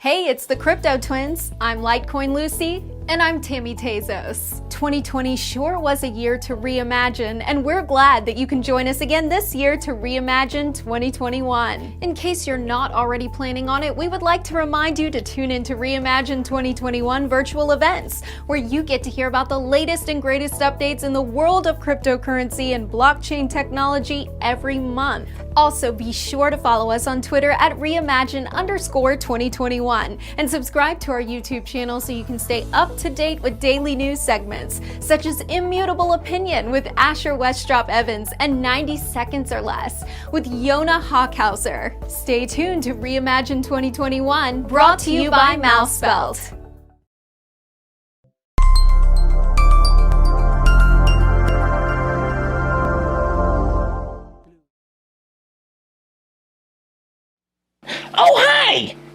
the Phoenix here, and it's time for another crypto vocabulary lesson brought to you by Reimagine 2021. Atomic swap.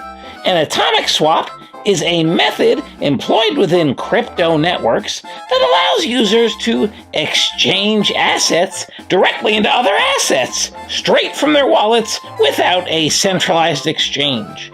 In other words, an atomic swap is a method by which currencies can be exchanged in a decentralized way.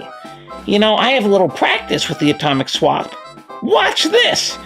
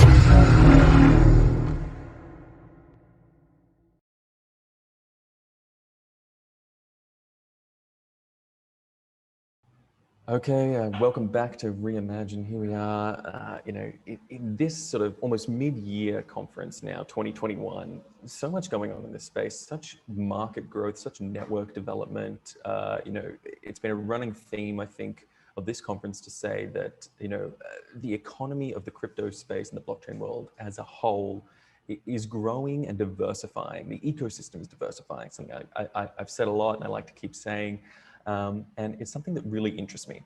And I think interests you guys as well out there in the audience. So with that in mind, my next two guests, we have got a double header for you now. We've got both co-founders, that's Brandon Isles and Evan Kuo of Ampleforth. One of the more interesting and, dare I say, unique projects in a space that's highly saturated with projects claiming to be two of those two things. Ampleforth, it's a fascinating idea, so much to go on. We've seen them speak, some of them before, but let's get stuck in. So firstly, without further ado, Brandon, Evan, thank you so much for being with us. Thank you so much for having us. Yeah, real quick, for those of you who don't know what Ampleforth is, it's a cryptocurrency built on Ethereum, not unlike Bitcoin, except for it can be used to denominate stable contracts. So it accepts as an input a price exchange rate, and based on that input, the number of units in your wallet actually increases or decreases, such that price remains approximately close to $1 2019. And what this allows us to do is to denominate stable contracts. It's useful for the same reason a stable coin might be useful, except for it's not at risk of failure by traditional market forces, and it doesn't rely on centralized custodians.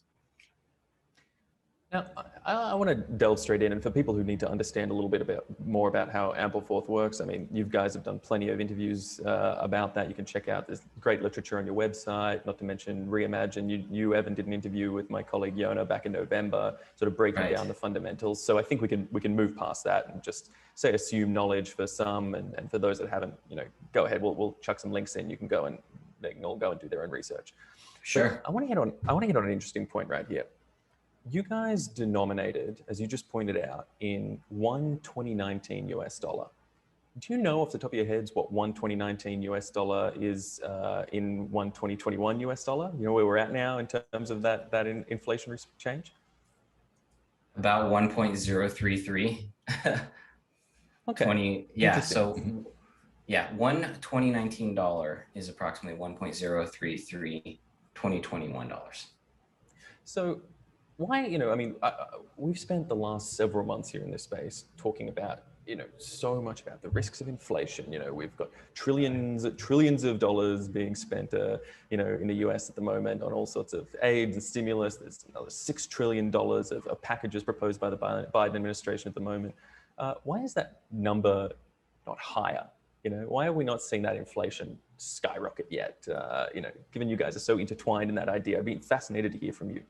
Yeah, I mean, that's a really good thing to ask. And I think it's something that is often ignored in the cryptocurrency space. Like one of our first kind of realizations as we went about designing the Ampleforth protocol was that the quantity theory of money does not hold true in the near term. And for this reason, when kind of you stimulate the economy and you increase the supply of money, it's not the case that the price of goods naturally changes immediately, right? And this is largely due to the phenomena of price stickiness. And that's the phenomena that some prices are much slower to update than others. For example, the price of contracts, price of wages, the price of certain goods, right? Commodity goods and such. People don't want to go and update, these menus very often, just like they don't want to update your salary based on the exchange rate of dollars to yen on a daily basis, just like they don't want to update the denomination of a home loan, because that's established a priori by definition. And so the stickiness of prices, wages, and menus kind of prevents inflation from immediately occurring. And that's just kind of the basics, but maybe there's a little bit more to discuss about, like, why haven't we seen the price of goods kind of skyrocket yet? Well, I mean, the last time we went through kind of a huge stimulus like this at the end of the financial crisis, what we saw wasn't so much the inflation of goods and services. Again, people were really looking forward to that as well. Instead, what we saw was the beginning of an asset price inflation bubble that lasted for a decade, right? And so there are many kind of outlets for price changes, right? Like you would first expect kind of these securities and equities and certainly cryptocurrencies to experience kind of price increases. Then you would expect kind of real estate and then perhaps like luxury goods to see kind of price inflation first.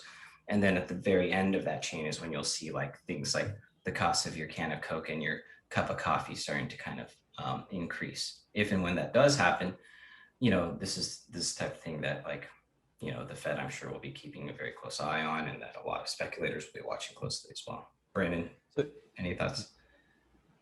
Yeah, I don't have a whole lot more to add there, aside from it's very, very complicated. Even just beyond the factors that might impact inflation, measuring inflation itself, there's a whole field devoted to how to go about doing that called econometrics, and people have spent their careers trying to figure out how to even measure it to begin with. So it's very complicated, and just saying, oh, like recession equals inflation is often like overly simplified. Right, and I think it's so interesting to me to see how, in this space, which is so saturated, particularly by, your Austrian economists, economic sort of ideas, they'll talk about the Cantillon effect and how, we're pretty much just waiting for it to drip through the rest of the economy, which is essentially in a way what you were saying there, Evan, yourself. We'll see this money drip through the economy. We'll see those changes take place in the longer term, but maybe not the near term.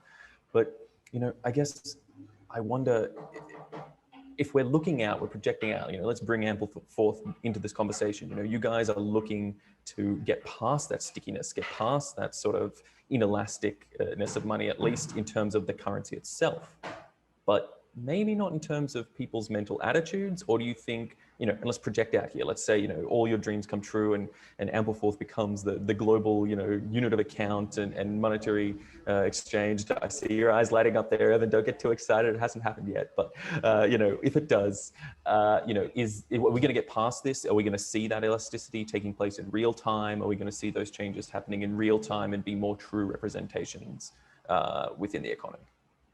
Right. I mean, that's a good question. I think that, Ample is an elastic currency, but I would think that we would embrace stickiness, in general. So, I mean, this price stickiness is, there's a difference between the concept of a unit of account that gives meaning to prices, costs, balance sheets, and so on, right? Like we could just, pick a number and say like the 2019 CPI adjusted dollar, let's let that be our unit of account, but we'll settle in gold. We'll settle in 2021 dollars. We'll settle in ETH. We'll settle in Bitcoin, right? There's a difference between that concept of a unit of account and the use of an actual currency to denominate things as a unit of account. So when we use things like the US dollar in denominating kind of contracts, goods, services, taxes, that's where it inherits its kind of shock absorbent qualities. The stickiness of menus and wages actually gives rise to that. It's what makes kind of monetary policy possible. And the way I kind of like to tell people this is like, we ask like, why is USDC stable? Well, it's stable because it's collateralized by a bunch of dollars, right? Well, why are dollars stable, near-term stable, I mean?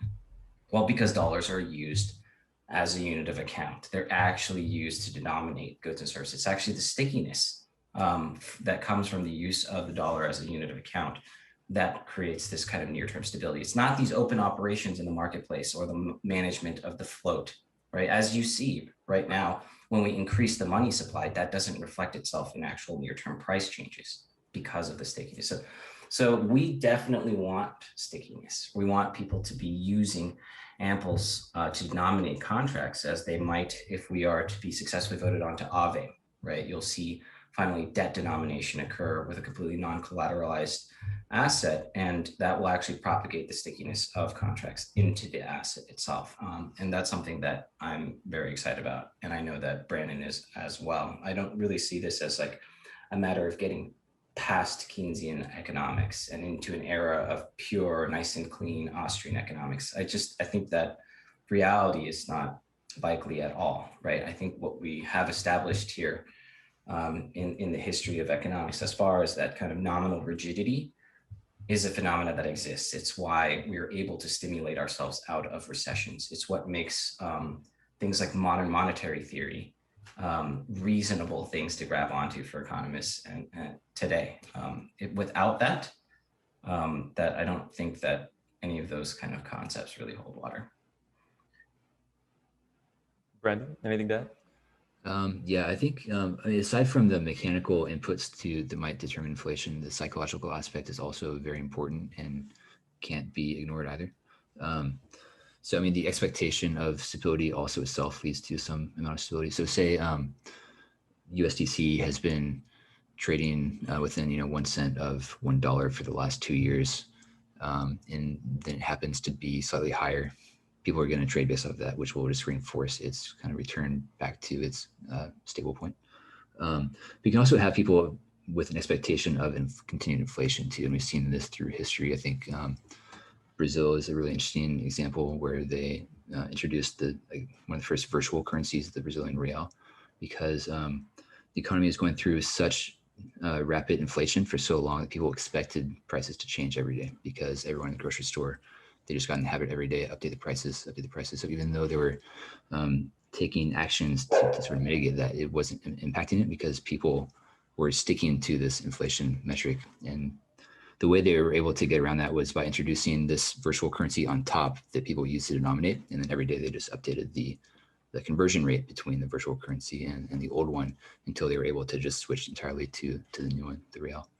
And so the psychological impact is also highly, highly important. I think that's also going to play in crypto as well. It's one of the big reasons why so many cryptocurrencies are correlated with each other, right? So if, the last year, whenever Bitcoin goes up, if Litecoin goes up, then when Bitcoin goes up tomorrow, traders are going to trade based off of that, and it's just going to reinforce that same behavior again. At the end of the day, it's until the machines take over, it's all in our heads, and we're all going to come back, as you say, to that stickiness, to that idea, and to those mental holds that we all hold on to. If our loaf of bread's $2, it's very hard for us to think of it as $6, I guess, the next day. All right, but so let's get beyond the sort of heavy economics. Let's sort of delve a little bit more into something that's really fascinating me at the moment, because we're seeing such a growth in crypto markets as a whole. Now you guys had your sort of your big boom, your big hype rush in the sun, around middle of last year, at least on the public facing. I mean, obviously, you guys can tell me more on the back end than I know there. But just looking, where the value of Ample got all the way up to around $4.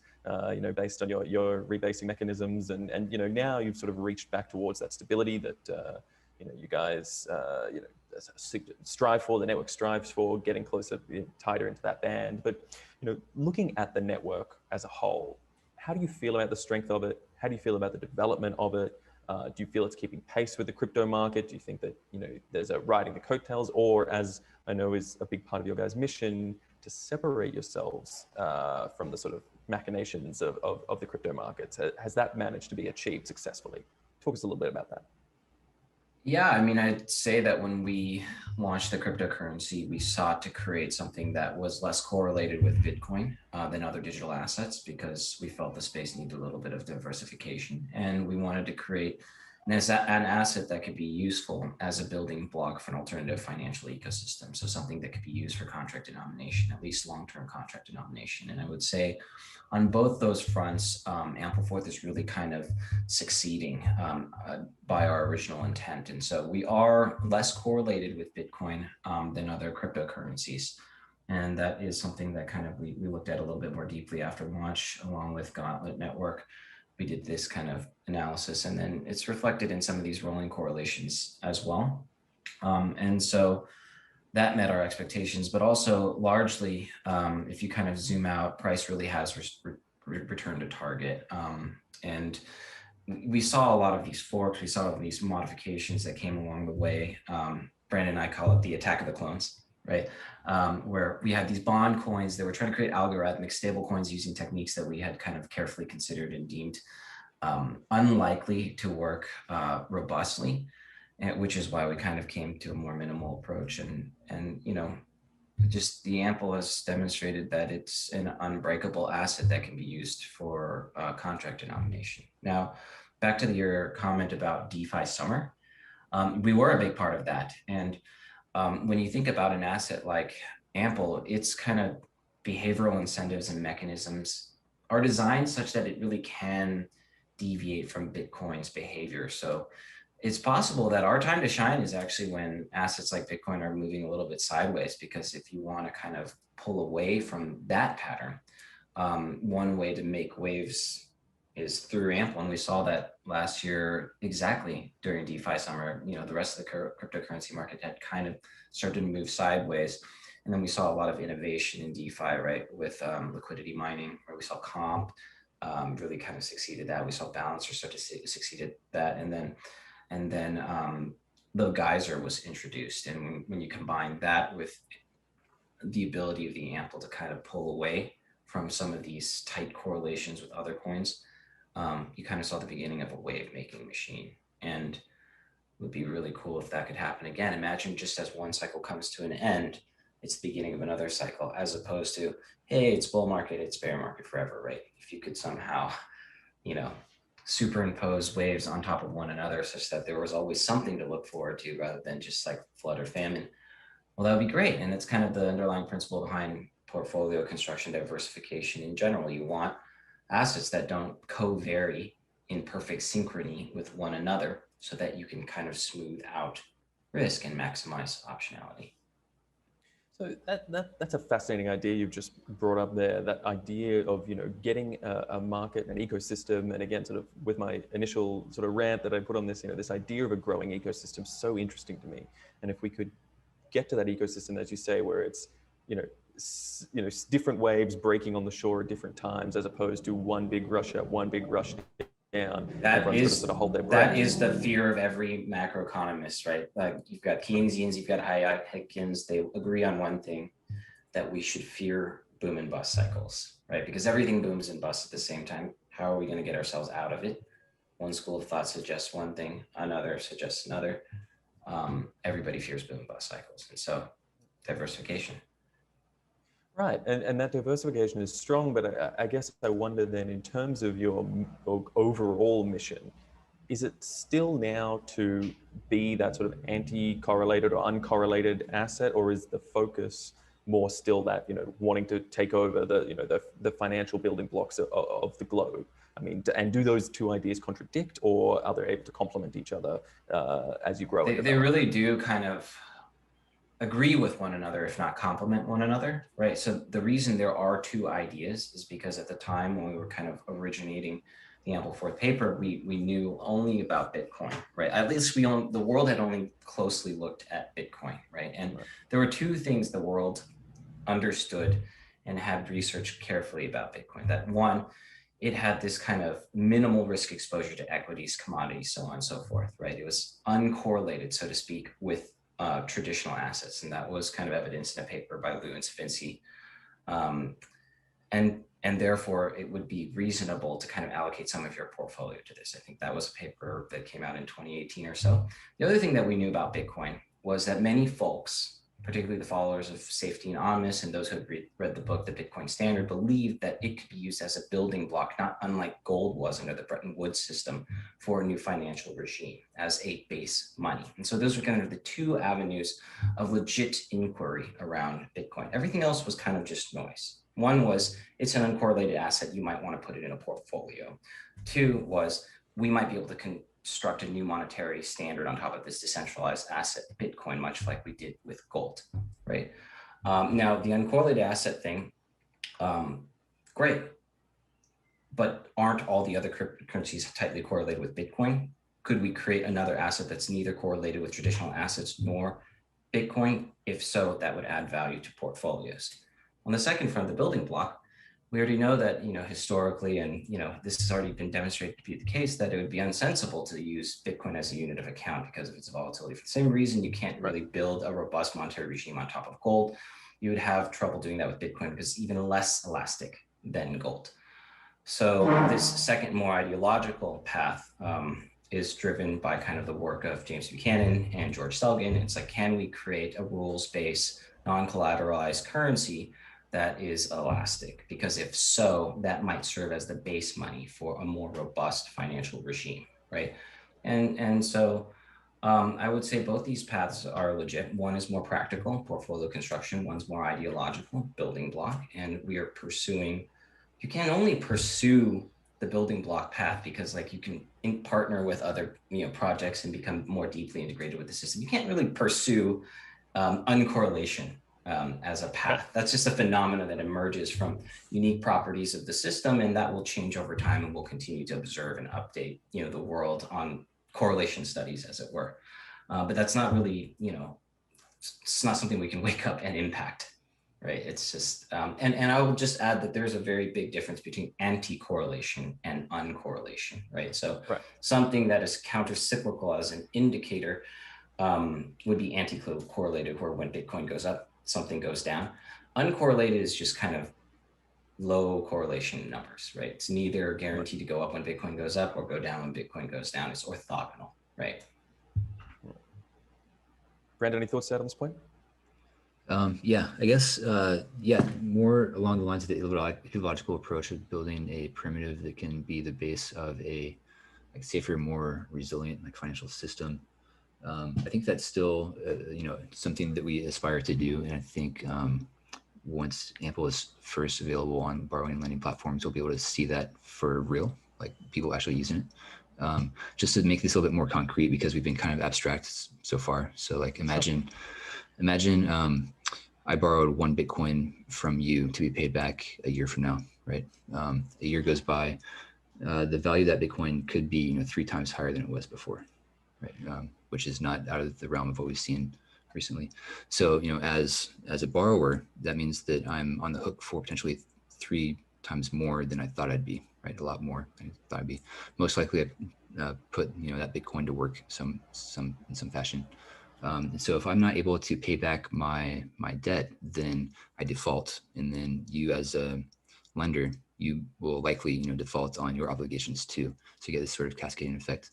Whereas with Ample, if I were to borrow, say, 100 Ample, a year goes by, I know that I'll pay back still just 100 Ample plus interest, which is roughly 100 2019 US dollars. And so this is like, even if Ample grew threefold, that would still be your debt obligation. So no matter what happens to the overall Ample supply, my debt obligation is safe and predictable, right? And so every layer of the stack, if that's more safe and more predictable, then ideally we get into fewer situations like the financial crisis that we saw, a decade ago. So I want to touch on a point that you made there, Evan, regarding, you can't achieve sort of uncorrelated status sort of through active hard work. This is something that sort of needs to happen often in an unguided fashion, it needs to happen organically in and of its own. And I think while, obviously the simplicity of the Ample network, and its simple premises, and it's, one of those things everyone loves to talk about, it's actually easier to explain on a technical level than it is on a conceptual level. And I think that's very appealing to a lot of people. But there is an element that you guys have received criticism in the past for, which is the extensive allocation to the internal team, to the ecosystem, to the treasury, to these elements that don't necessarily get it out into the wider world, which some have argued prevents it from being able to be so uncorrelated, because there is so much control of the network, fundamentally tied back to the team, to the founders, to Ampleforth, and so on, that limits its potential to be truly uncorrelated and to get that sort of uncorrelated status that Bitcoin initially had when it was comparing, as say, to conventional markets. Where does that stand? Do you grant that criticism any salt, and sort of where do you see that moving forward?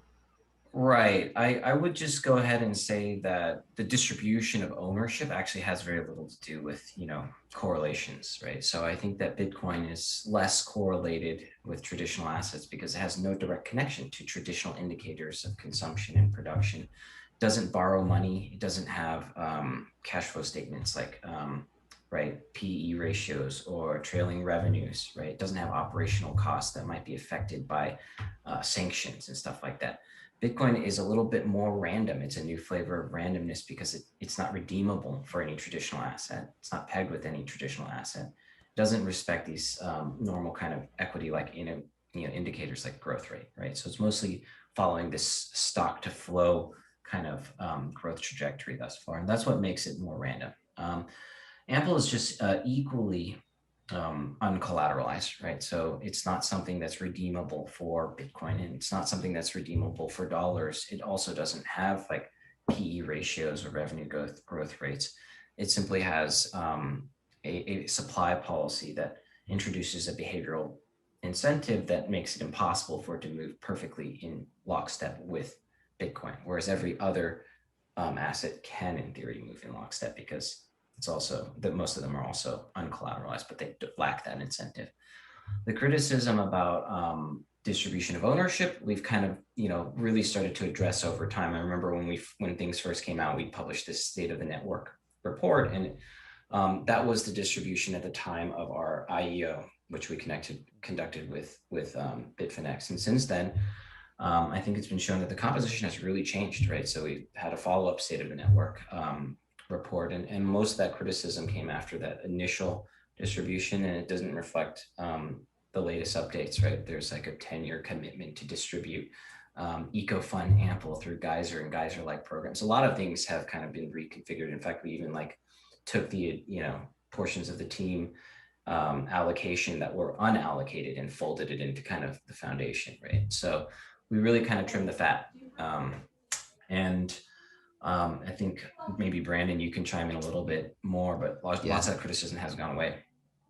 Yeah, I'd also add that we're still very much in the distribution phase, right? So in the early days of Bitcoin, everyone's seen that supply curve where it goes up like this and then approaches its max of 20 plus million.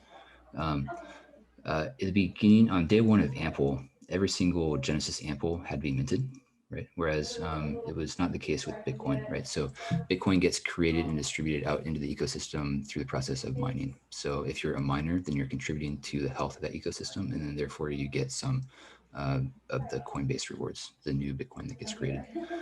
Since Ample is deployed on top of layer ones, and because we didn't have this sort of built-in inflationary period, we allocated all that upfront. So imagine, on day one of Bitcoin, 20 or 19 million was set aside in a bucket waiting to be given out to miners over the next 10 years. That's sort of where Ample is right now. And so since we're on layer 1, we don't have miners, but the equivalent of mining for Ample is people providing liquidity, because that's how you help the health of the ecosystem for Ample. And so this entire bucket of Ample is set aside for future distribution, goes through these liquidity mining programs, and that is going for at least, it's a 10-year program. We're not even a year into it yet. Okay, so absolutely, plenty of development still to go. Rome wasn't built in a day, and neither is a whole new primitive for the financial world, as it were. All right, and one of the things that's sort of touted as a big development, if you look on your website, your literature, is the fourth governance token.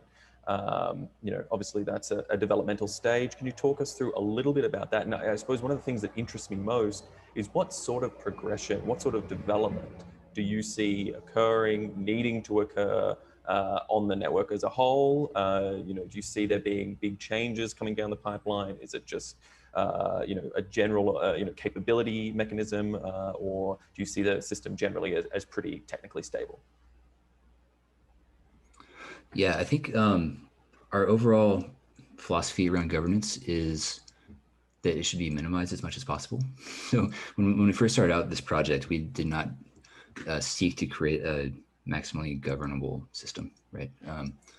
We wanted something to be, rules, at least economically, rules-based as much as possible. And so while there are hyperparameters that can be changed with monetary policy, we don't expect those to change very often. So there are no interest rates that need to be tweaked every week or day to day, so to speak. But we do expect them to change over the life cycle of the project as it develops and matures with the surrounding economy. So this economic side, to date since launch, we've made one change to hyperparameters back in November 2019, I think. But then there's also the technical side too. So I think a large purpose of the governance token is to help direct the development of the protocol and how it interacts with the ecosystem around it too, right? So, if we want to create something that can exist for 100 years, then it needs to have a way to evolve with the ecosystem parts around it. So I think that's going to be a big portion of governance as well. Yeah, I mean, Brandon, you mentioned this a little bit earlier, but we wanted to create a rules-based system, and kind of economically, rules-based systems stand in natural opposition to discretionary systems, right? And what we live in right now is a kind of a discretionary world. Because of what Brandon said, where there are hyperparameters that do need to be adjusted, infrequently over time. And we do want to be able to integrate with more and more infrastructure players over time as this space evolves. We kind of have this kind of approach that's more like a bounded discretion, right? So there are some changes that can be made, like we can add support for certain kind of AMM pools, and we might actually add support for relaying information bits across chains and stuff like that. But certain things are also locked in place. For example, the fact that the currency is non-dilutive, that is not something that can be modified by governance, right? So if you own 1% of the Ampleforth network, you will forever own 1% of the Ampleforth network, because supply changes are proportional. That's not something that we can go ahead and just say, sorry guys, we didn't mean that. We actually want this to be a dilutive currency, and you're going to suffer 5% dilution per year from now on. Like that is locked in. And so it really is about adjusting just very simple hyperparameters and adding kind of things that we support, platforms that we support. So I want to sort of start to, as we head towards the end of this conversation, I want to start to move away from the technical. Actually, not even start to, I want to do a hard turn away from the technical and move solely to the community element. Now, community, it's a word that gets a lot of play in the crypto world. And I think it is so important, with so many of these projects that are starting out, at almost the experimental level, almost the academic from the start, and actually getting them out into the ground, testing, new worlds in the DeFi space and new technologies at the avant-garde. At the end of the day, it does come down so much to, the sense of community, the imagination of those users, the ability of people to pass that word of mouth and talk about it. So given all that sort of emphasis, where do you see the Ampleforth community today? Do you think it's strong, robust, healthy? How important is it to you that that community be there and continue to grow? And what are sort of some words perhaps to sort of on long-term community members? I mean, I can say real quick that I'm pretty sure that our community that we have today is badass, right? And I'll tell you why. It's because I know firsthand that Ampleforth is one of the most profoundly misunderstood protocols in the space. And I don't mean just like misunderstood by people who don't know anything about cryptocurrency. I mean misunderstood by people who kind of have been deep in the space for years and have taken, you know, a reasonably close look at this protocol, right? Like you said earlier, it's very light in its technical policy and very heavy in its kind of economic context. And for our community to have endured some of these criticisms that you kind of mentioned and held up to it and stuck with us and sought to kind of think beyond the most popular default narratives. Like think about how many false default narratives we've seen come through this space. Remember utility tokens, remember security tokens, right? Remember all these trends come and go and come and go. And for our community to be able to kind of see through that and stick with us is a really, really tall ask, and it does speak to kind of longevity of some of these holders. And they have been endlessly creative in their ability to communicate what I would consider to be really, really complex concepts in kind of a humorous way. Yeah, I mean, you guys face, you know, just sort of researching ahead of this conversation, there is some stark criticism that comes up online, you know, against you guys. People are comparing you to BitConnect, and, you know, it's all a huge Ponzi and the whole thing. I mean, there is some vitriol that comes out there, which... And we never did anything to them, right? Right?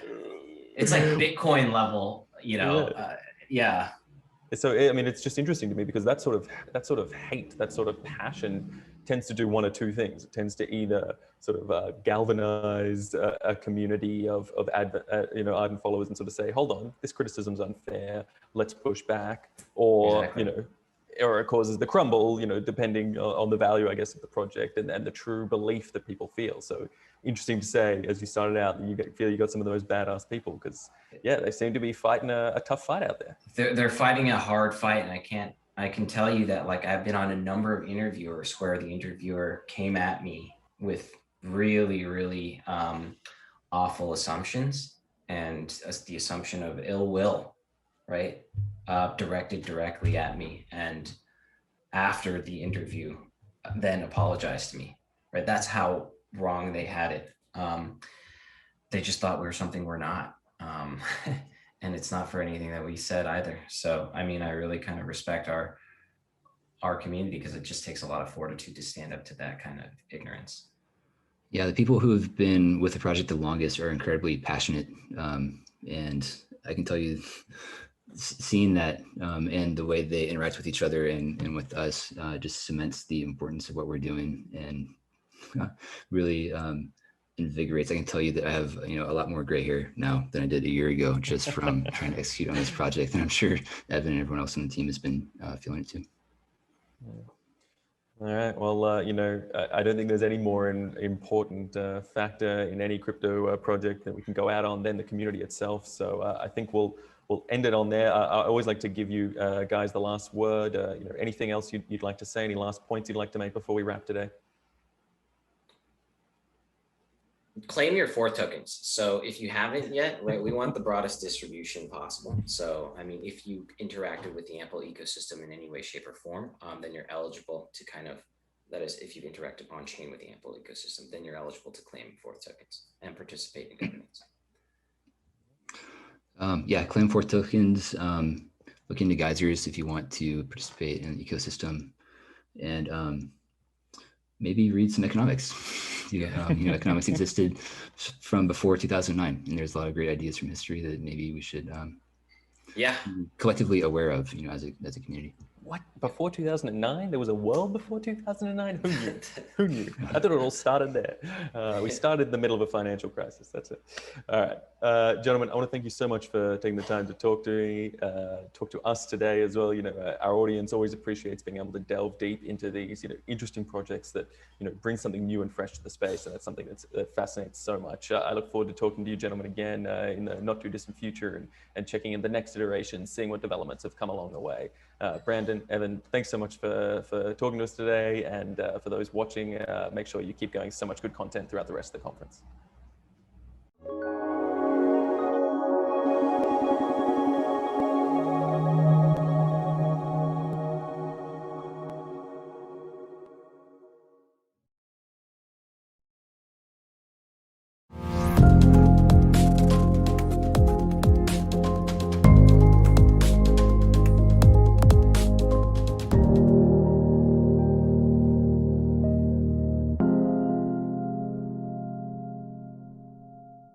Our past inspires the decisions we make today to reshape our future tomorrow. In a world where human beings and machines become friends, in a world where fiber optic channels become virtual highways of communication, in a world where everything we know and value is vulnerable to manipulation and destruction. In such a world, we need a revolution that gives us hope. Where some take to the streets and look to their leaders, the modern warrior dares to cut beneath the current and strives to restructure the core without permission. In a technological world, we need a technological revolution. And when the unimaginable happens, the brave must be bold and dare to reimagine.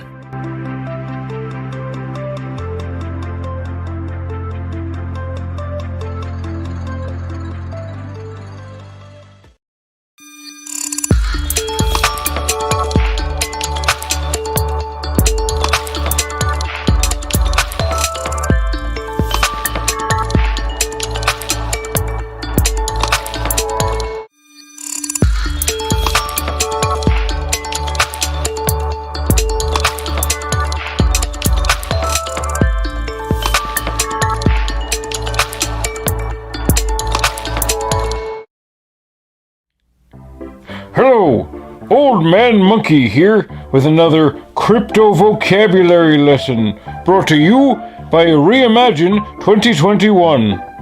51% attack. A 51% attack is a brute force attack on a crypto network, conducted by directing at least more computational power than half of what the network currently uses, with the intention of manipulating the consensus mechanism, typically for gains made through malicious double spending. You can imagine this as a democratic voting procedure where the majority always wins consensus. I don't know what any of that means. Back in my day, we didn't have cryptocurrency. We had actual coins, and you could go to the movies all day for a nickel. And there were cartoons and newsreels, and popcorn only cost a dime, and then you could...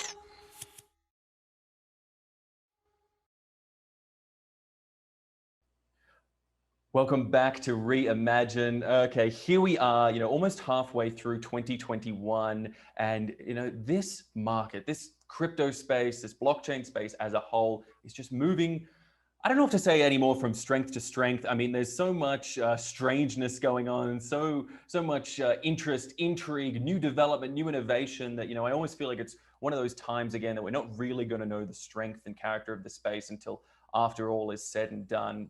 But, regardless, the space is growing, the space is innovating. And so as we've done throughout this conference, we're going to continue to bring you some of the best and most important innovators in this space. Today, I'm joined by none other than Daniel Boken, the president and co-founder of Move. Daniel, firstly, thanks so much for being with us. Well, thanks for having me. Really appreciate it. Absolute pleasure. All right, let's start off. I always like to kick things off right at the raw basics to get people to really understand what's going on, what we're talking about, how we're having this conversation. For the layperson who's never had the joy of coming across your network before, tell us what's the Move Network? What's Move Network? Great question. Hi, everyone. Move Network is basically an ecosystem, and I would say it's composed of three things: the Move Market, the token, and Move Chain. You can think of it like a one-stop shop for creating, designing, minting, and launching your NFTs. We want to be and will be the leading aggregator, essentially, for a full spectrum of NFTs. So our mandate at Move is to democratize and make NFTs accessible for everyone. So, basically there are so many projects out there looking for problems to try and attempt to solve, but, it's a fundamental question in the market today with so many projects out there. What problems at Move are you guys trying to solve? Yeah, great question. One of the things that we want to do is eliminate the distance between a user and their asset and give power back to the content creator while providing transparency in the business process. I believe in this time of globalization, the world is getting digital. Borderless transfer of ownership between people without a middleman, I believe, is key factor when it comes to the mass adoption of blockchain technology. And that's one of the problems we're solving with our Move Market. Now, with digital artists, they're all very interested in creating NFTs using Ethereum. However, the cost of minting an NFT on Ethereum is pretty high. It's in the hundreds of dollars sometimes. And, a digital artist might not have the capability or not be popular enough in order to sell their piece. This is something that we'll be solving with Move Chain. Now, lastly, NFTs have a completely disrupted, NFTs have completely disrupted the global marketplace and have redefined the meaning of value in a sense. Perhaps no industry has been greater impacted than the entertainment industry, specifically, particularly relating to music, gaming, art, and film. The problem, however, is that NFTs are decentralized by their very nature, and the current market players are often offer little oversight or related to verification. This can result to accounts being compromised and hacked. Additionally, I can think of energy efficiency and energy consumption relating to creating NFTs that Move Network as a whole, I would say, was created to solve these problems and more as I would say, a developer-friendly blockchain that is highly efficient and secured. And you mentioned, you've mentioned the different elements, the network, the chain, but could you tell a little bit more? I'm quite interested to know about the Move Market, just a little bit more about the fundamentals of how that works and how that's looking to solve issues within the current NFT space. Yeah, absolutely. Move Market is the place to be, obviously. You could think of the Move Market as our first application to support NFT development on the Move Network. You can see this platform Ash as a method of transferring ownership of highly collectible physical and digital masterpieces. Also, by leveraging the blockchain, you're able to pay a royalty to the artist and provide additional security around authentication and storage. It can support Erc20 and Moved, our token, allowing users to access NFT tickets and multimedia NFT platforms. Move Market offers NFT collectors an ecosystem, essentially, to securely maintain unique crypto NFT and digital assets in one place. Like I said at the beginning, this is a one-stop kind of shop for end user token assets to be an attractive medium for virtual trading. Such an important element, developing out these ecosystems. It's something that I think is such a buzzword, a catchword at the moment, but to see it actually getting done valuably in networks, it's critical to see it, and such an important step in moving us to a fully fledged crypto and blockchain space. But not to sound cliche, Rome wasn't built in a day, and I don't think any crypto or blockchain project truly is either. So could you take us through, I like to get a little personal, understand a little personal history, some of the memorable moments, milestones, and sort of key elements of the Move network, the research and development process that got you to where you are now. Yeah, it's definitely a Netflix series, I would say, in the making, for sure. But here at Move, putting actions behind words and moving transparently is something we strive for. On our website, you'll see a white paper and our product roadmap on where the team is going for these memorable milestones that we're going to achieve together. But currently, we're proud to have a beta version. It's ready. We're not just talk, essentially. We have the real thing, alpha, to be set end of month. And then users, if they want to follow these milestones, can join our community and follow us on social media, subscribe to our newsletter, and get the latest updates. But if you wanted to get a little bit more into the personal, we've accomplished several tasks, including cross-chain derivatives on DeFi protocols, significant market research of DeFi and NFT lending ecosystem to know what the heck we're doing in a sense and what we're getting ourselves into.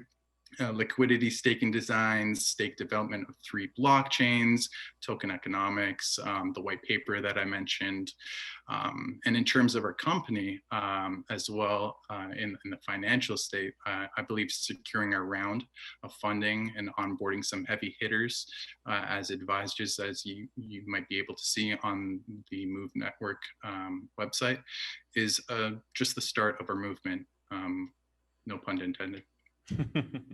Exactly. So there's so much to come and the start of a movement, but it's such an interesting space at the moment. There's so much out there, so many people creating, developing, innovating, some for better, some for ill. But with a market like this, it's not necessarily just a build it and they will come. Networks need to be established, things need to be developed. So in that sense and in that vein, what is Move Network doing to attempt to attract more users and build that network in the near future?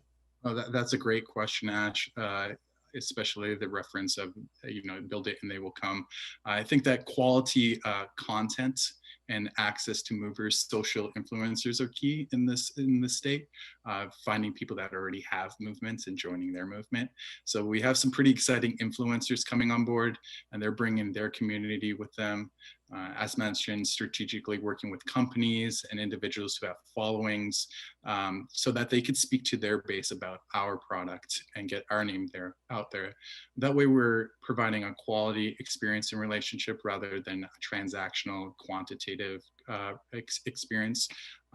We essentially want to connect with other movements to grow our own.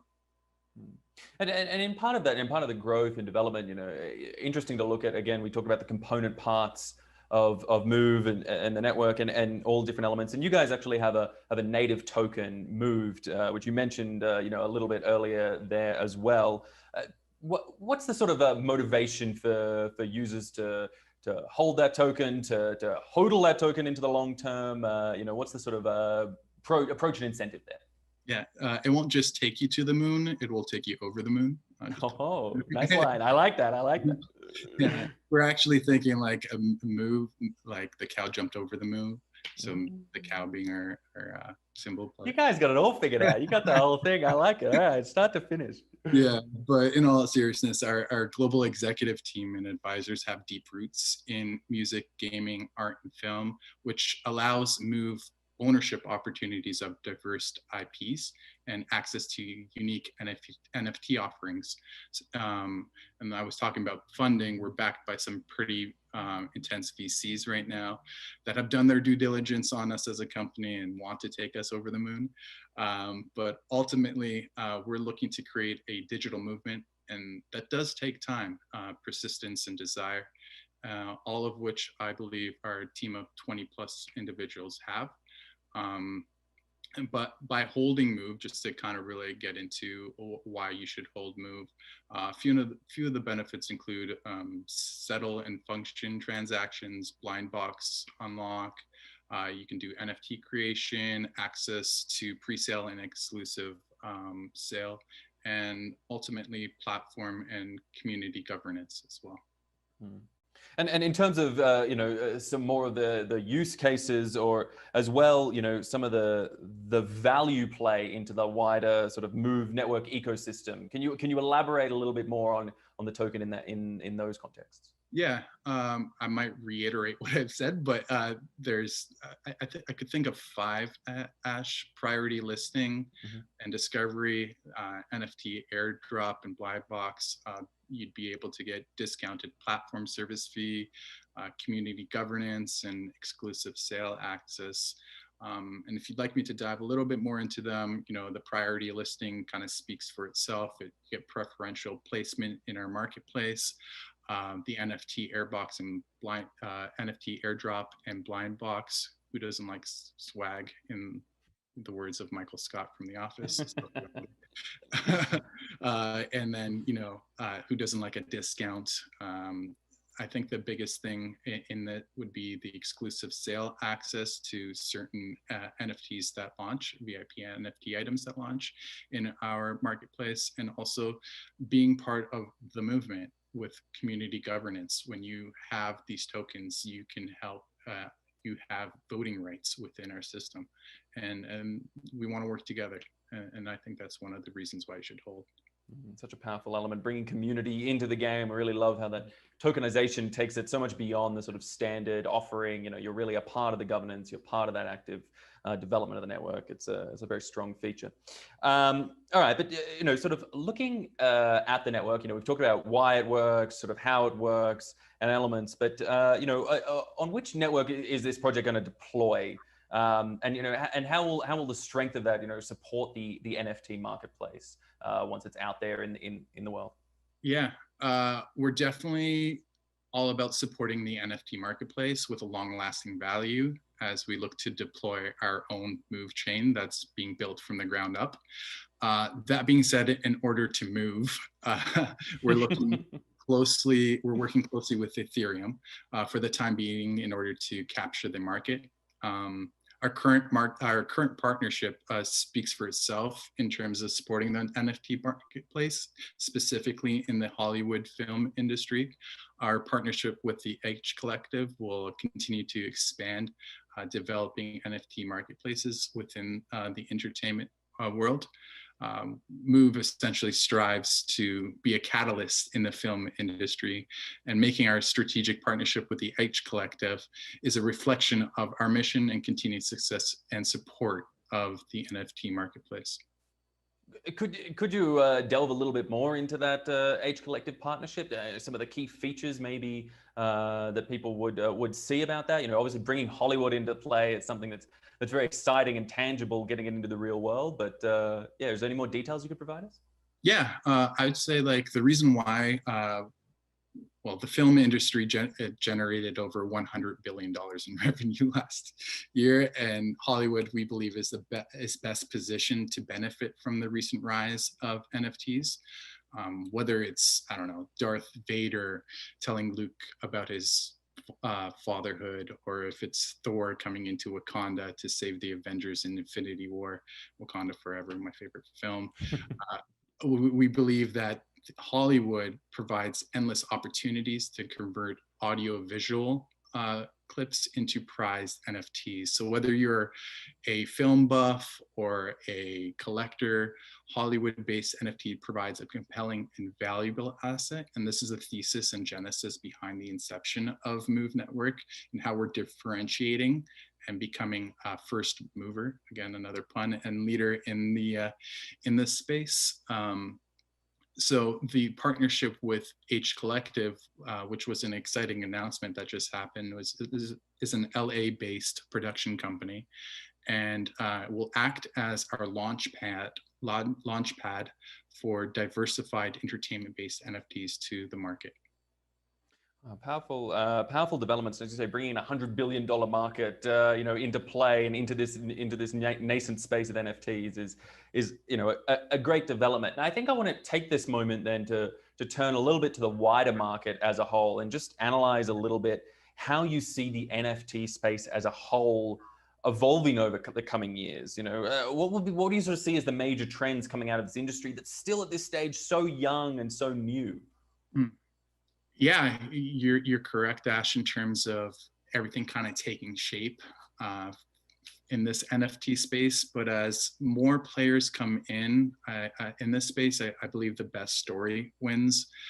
Some incredible use cases could significantly change the way that we interact with others, with brands, with celebrities digitally. I can imagine, attending a concert, an exhibition, or performance and owning a unique souvenir from that experience, or perhaps a limited edition outfit from your favorite designer that you can put across on all your social media avatars.